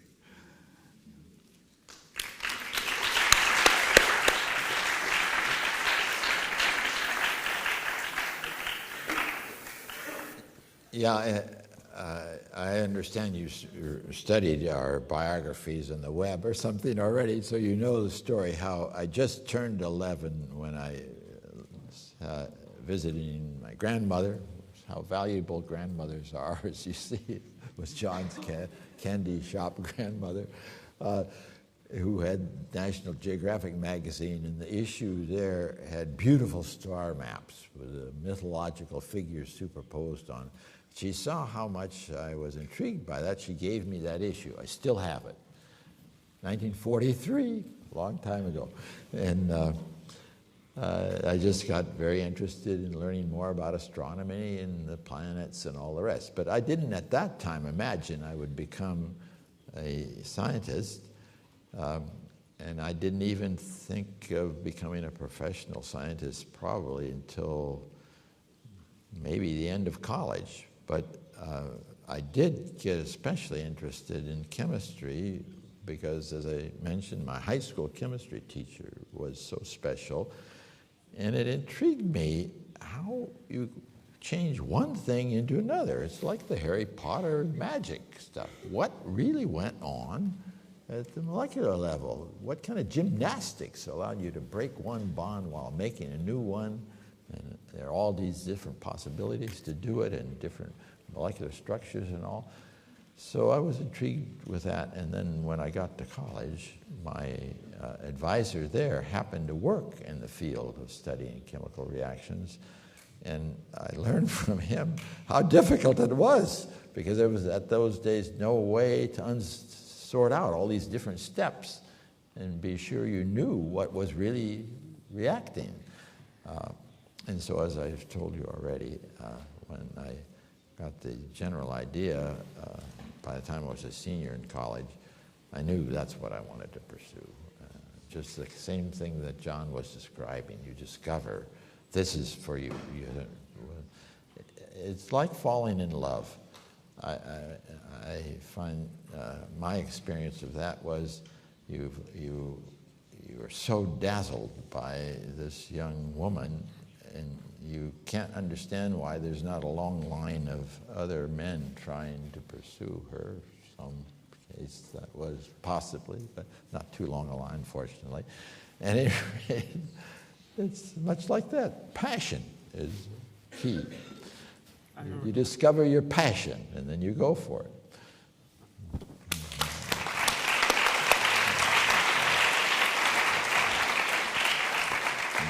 Probably it was a long queue, but maybe you could not see the queue waiting for Georgine too, but she's very clever and she chose you.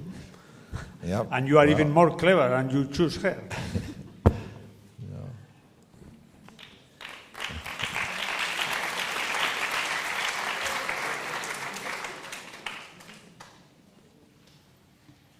Hogeita hemezortzigarrena.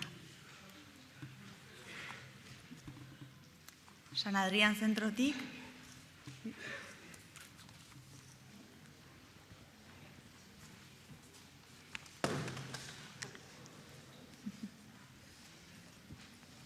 Good morning. This is for Herschbach. Kimikan, zein arlotan espero ditzakegu berrikuntza nabarmenenak?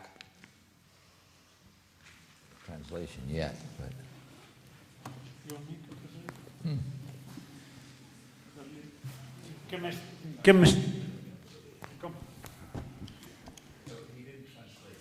Okay, I'm sorry. In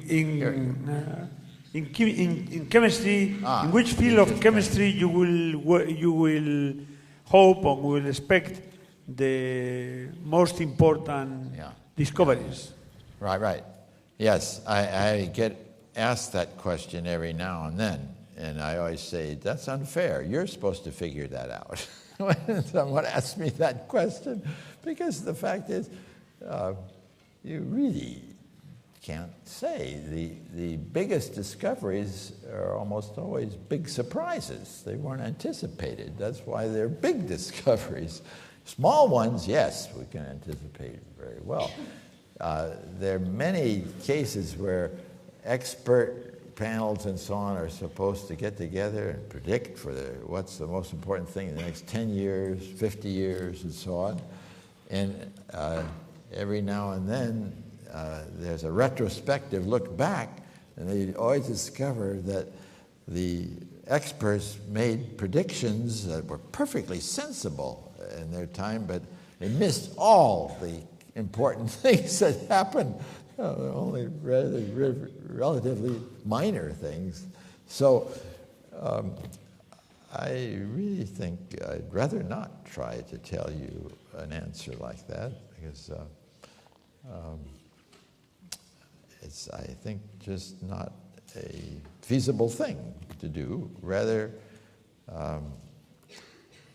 you encourage young people to explore lots of areas, and if there's enough passion and enough good luck and so on, all those things contribute, you can be sure there's going to be some big discoveries emerging.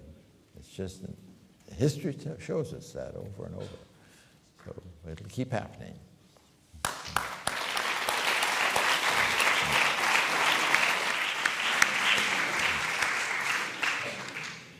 Hurrengo galdera orokorra. 72. San Ignacio de Loyola ikastetxetik bidali digute.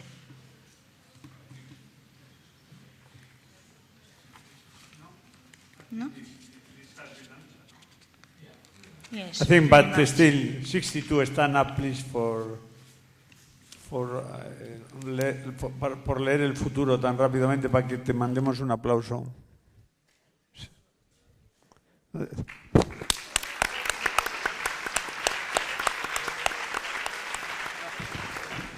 No, que esta ya ha sido contestada, por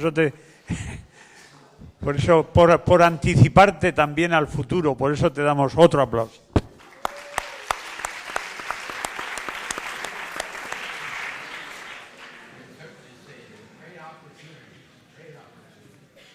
More and more opening up.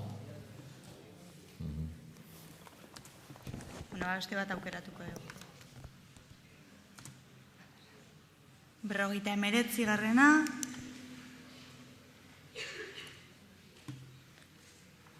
Elkarrezi ikastetxetik bidali digute. Creo que esta también ha sido contestada, ¿no, Itziar, o no? Igor, ¿esta ha sido contestada? Bueno, en general. Okay, vamos. What is the question? I think if it is worth to work in science nowadays. Yes. Oh, yes. Short answer, yes. Yes. What was the question? It is worth to work in science. Oh, absolutely, yes. Yes. Short answer, yes. For sure. Yes. Thank you very much for the question.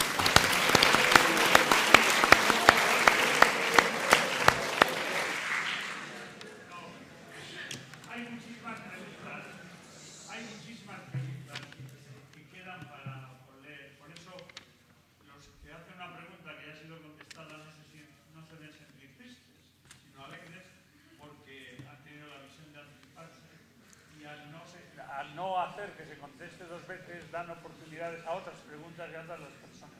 Doblemente contentos, por listos y por generosos.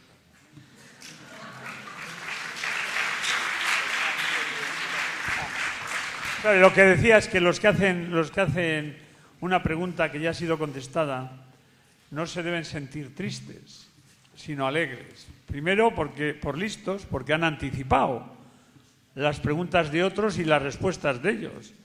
Y además, doblemente alegres porque también generosos, ceden el tiempo para que otros tengan oportunidad. O sea que por listos y generosos, aquellos que les digamos que la pregunta ya ha sido hecha, se levantan, les damos un aplauso y seguimos. ¿De acuerdo? Venga.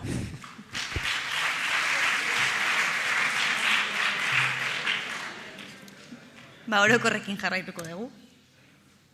85.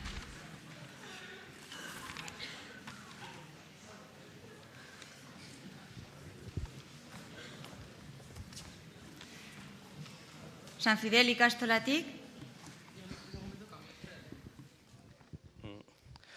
Which do you think are the most interesting themes of science regarding the future? Well, again, some are terribly clear. One is the whole field of medical science. It's being transformed completely by our ability now to read the genetic code for individuals and discover the mutations that they have inherited and may well pass on to their own children and all, and therefore tailor the therapies or have a chance of developing therapies that can be tailored to the particular person instead of just have to rely on experience with many, many, many people to predict what the average course or therapy you should use for a given disease and so on. So it's clear enormous development in that direction is happening. New materials, as John exemplifies, are again a tremendous field. There's great need for new materials, very challenging kind of things for engineering problems and all the rest. So there are many examples of that sort. But as we keep referring to, they're the things we don't anticipate, that are not so obvious now, that are likely to come out of some unexpected direction. And that's why it's important to have support for adventurous scientists who are looking in less fashionable, less obvious areas, because sometimes something they develop produces a new tool that winds up even more important far away in some other domain of science. This happens again and again. So you want to keep broad support of many kinds of science. And it comes down to encouraging young people to pursue what they most get interested in.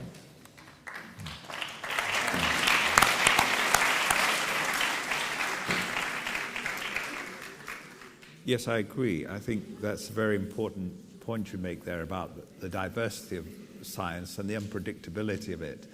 I think there's some, let me say, education that's perhaps needed amongst our political masters who fund all the research we do, because it's very tempting if you're a politician and money is perhaps a little scarce, as it is now all over Europe, to want to do what our leaders call pick winners. That's to say this is what the future is going to be, let's put the money here. But I think that's a way of making sure that there aren't new ideas in science.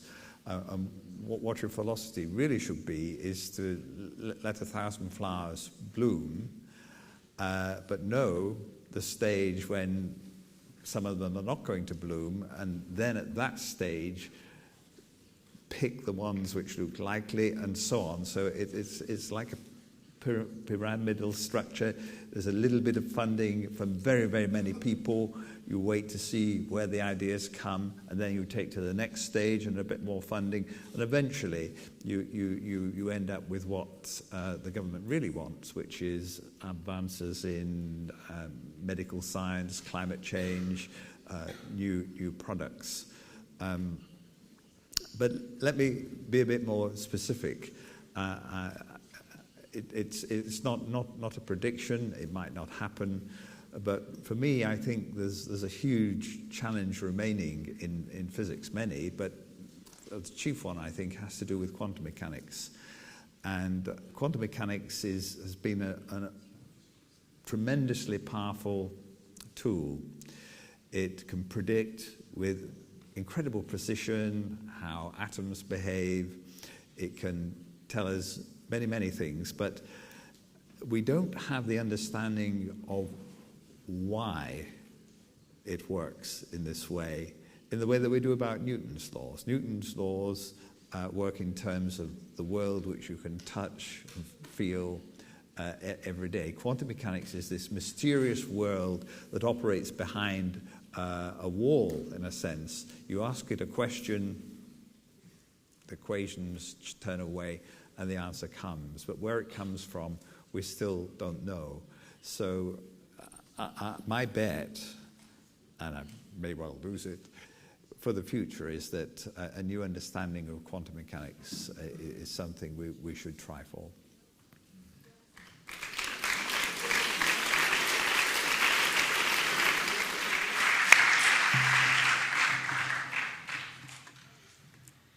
Biografikoekin jarraituko dugu. 6.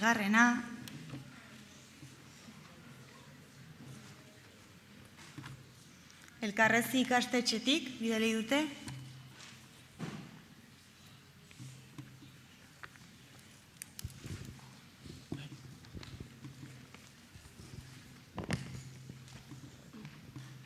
Berriz jaioz gero, berriz bide berdinetik joango zinateke.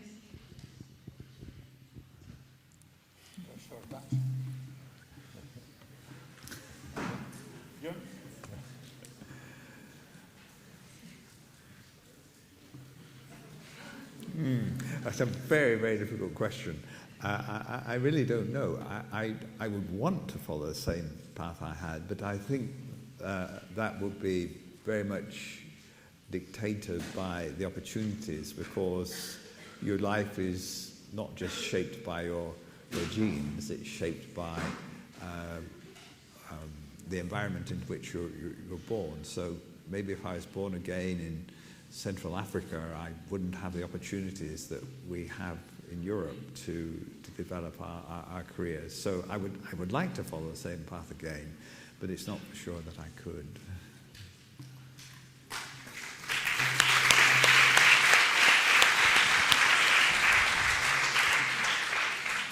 Let me ask the question in a different way. If you will know that you could get at the same outstanding level of achievement, recognition, both social and from the scientific community, if you had chosen to be a pianist that you could have, he's a great pianist, I know. What will you choose? At the same level of achievement. Yes. Oh, at the same level. Would you like to be Einstein or I would say Chopin? Okay. Well, I've had this life. Not quite finished yet, but so my philosophy in life is I've done that, it's been great, now let's do something else. So having had this life which I've enjoyed so much, if I was born again, I'd like to be Sergei Rachmaninoff. What about you, Dudley? Well, I've thought a little about that, whether it would be best to live whole sequences of life, or whether you want to live several lives simultaneously. Quantum mechanics. Yes, exactly. So I would love to be a fine violist, for example. I took up the viola at age 45 to complete our family string quartet, and I have no special talent whatsoever, as my wife and 2 daughters can affirm, but I enjoyed it enormously, and if I could be born in a way that led to a very satisfying musical career, that would appeal to me a lot. But we need to specify this question a little closer. If you mean born again, say now, more or less, then of course I can't follow the same path because my present person has followed that path already. So, but I will be sure there are many other paths, and this is true for you especially, that weren't there for me to follow when I was born way back in 1932. So I would be a happy hiker, I think, in finding a new path, and whatever it led to, I think it might well be in a field of science, but it could be something else. And if you discover again your passion and follow that path, you are going to have a very satisfying life.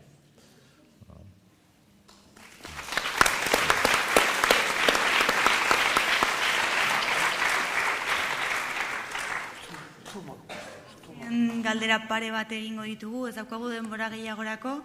Jakin dezazuen bakarrik argazkiak ateratzen eta ibili da gure argazkilaria baita ere, eta kuantum-amairu.eu webgunean eskuratu ahal izango dituzue.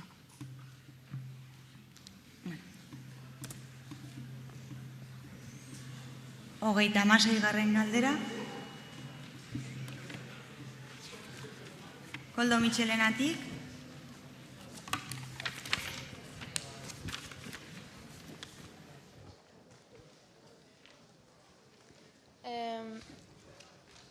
First, thanks for coming and giving us the opportunity to stay with you.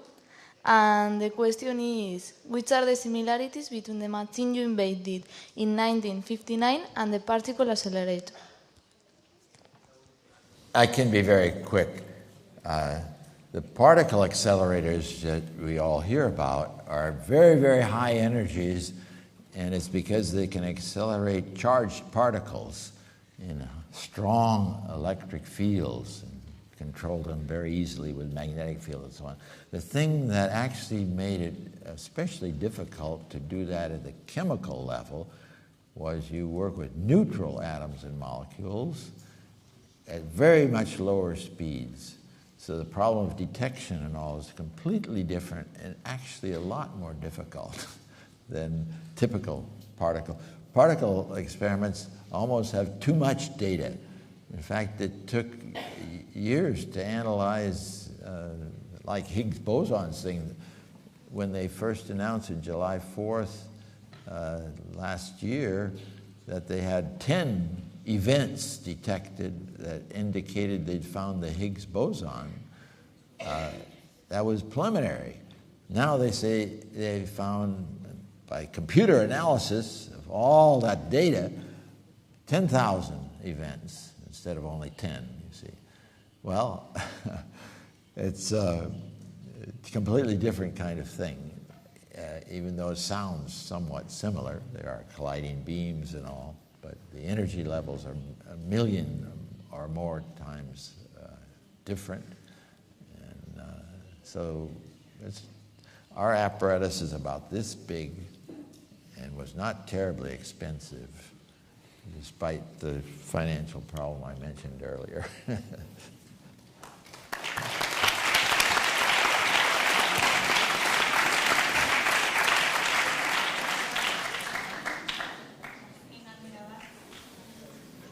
Galdera orokor bat. 75. San Fidel ikastolatik.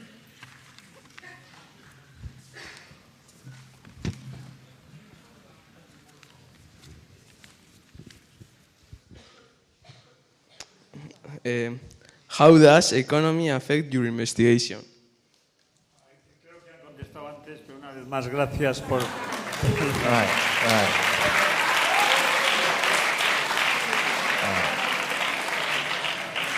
So maybe we can have another?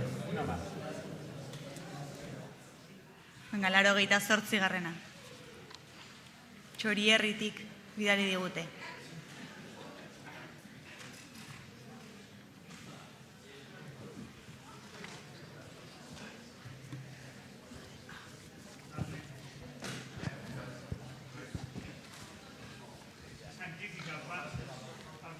Pedro. Hello. ¿Los adelantos y descubrimientos científicos han favorecido a la sociedad?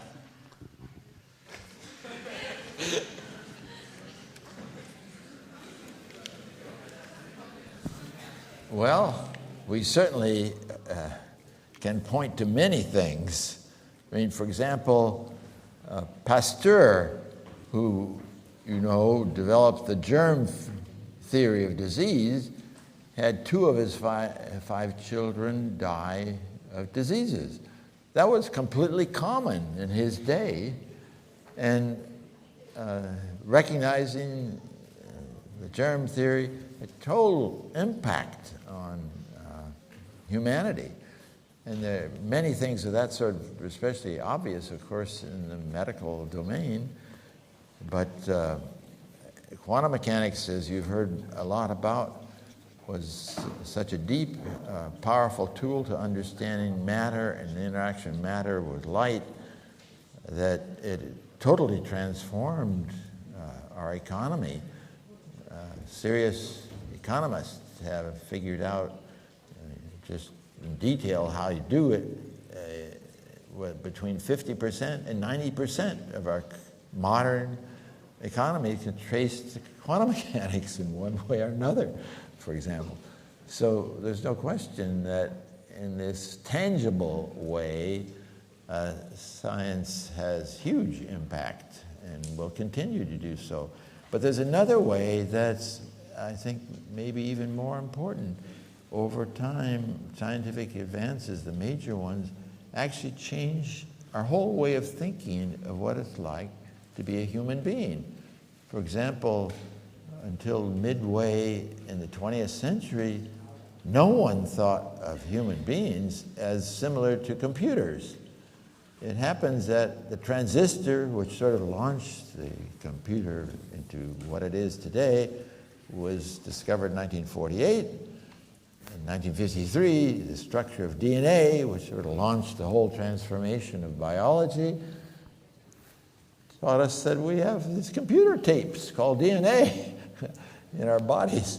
We now think to be alive, to be an animal or of any kind, is a different thing than before. And over time, that has a big impact on our worldview, so to speak, and philosophy, all the rest. So it's big, it's big.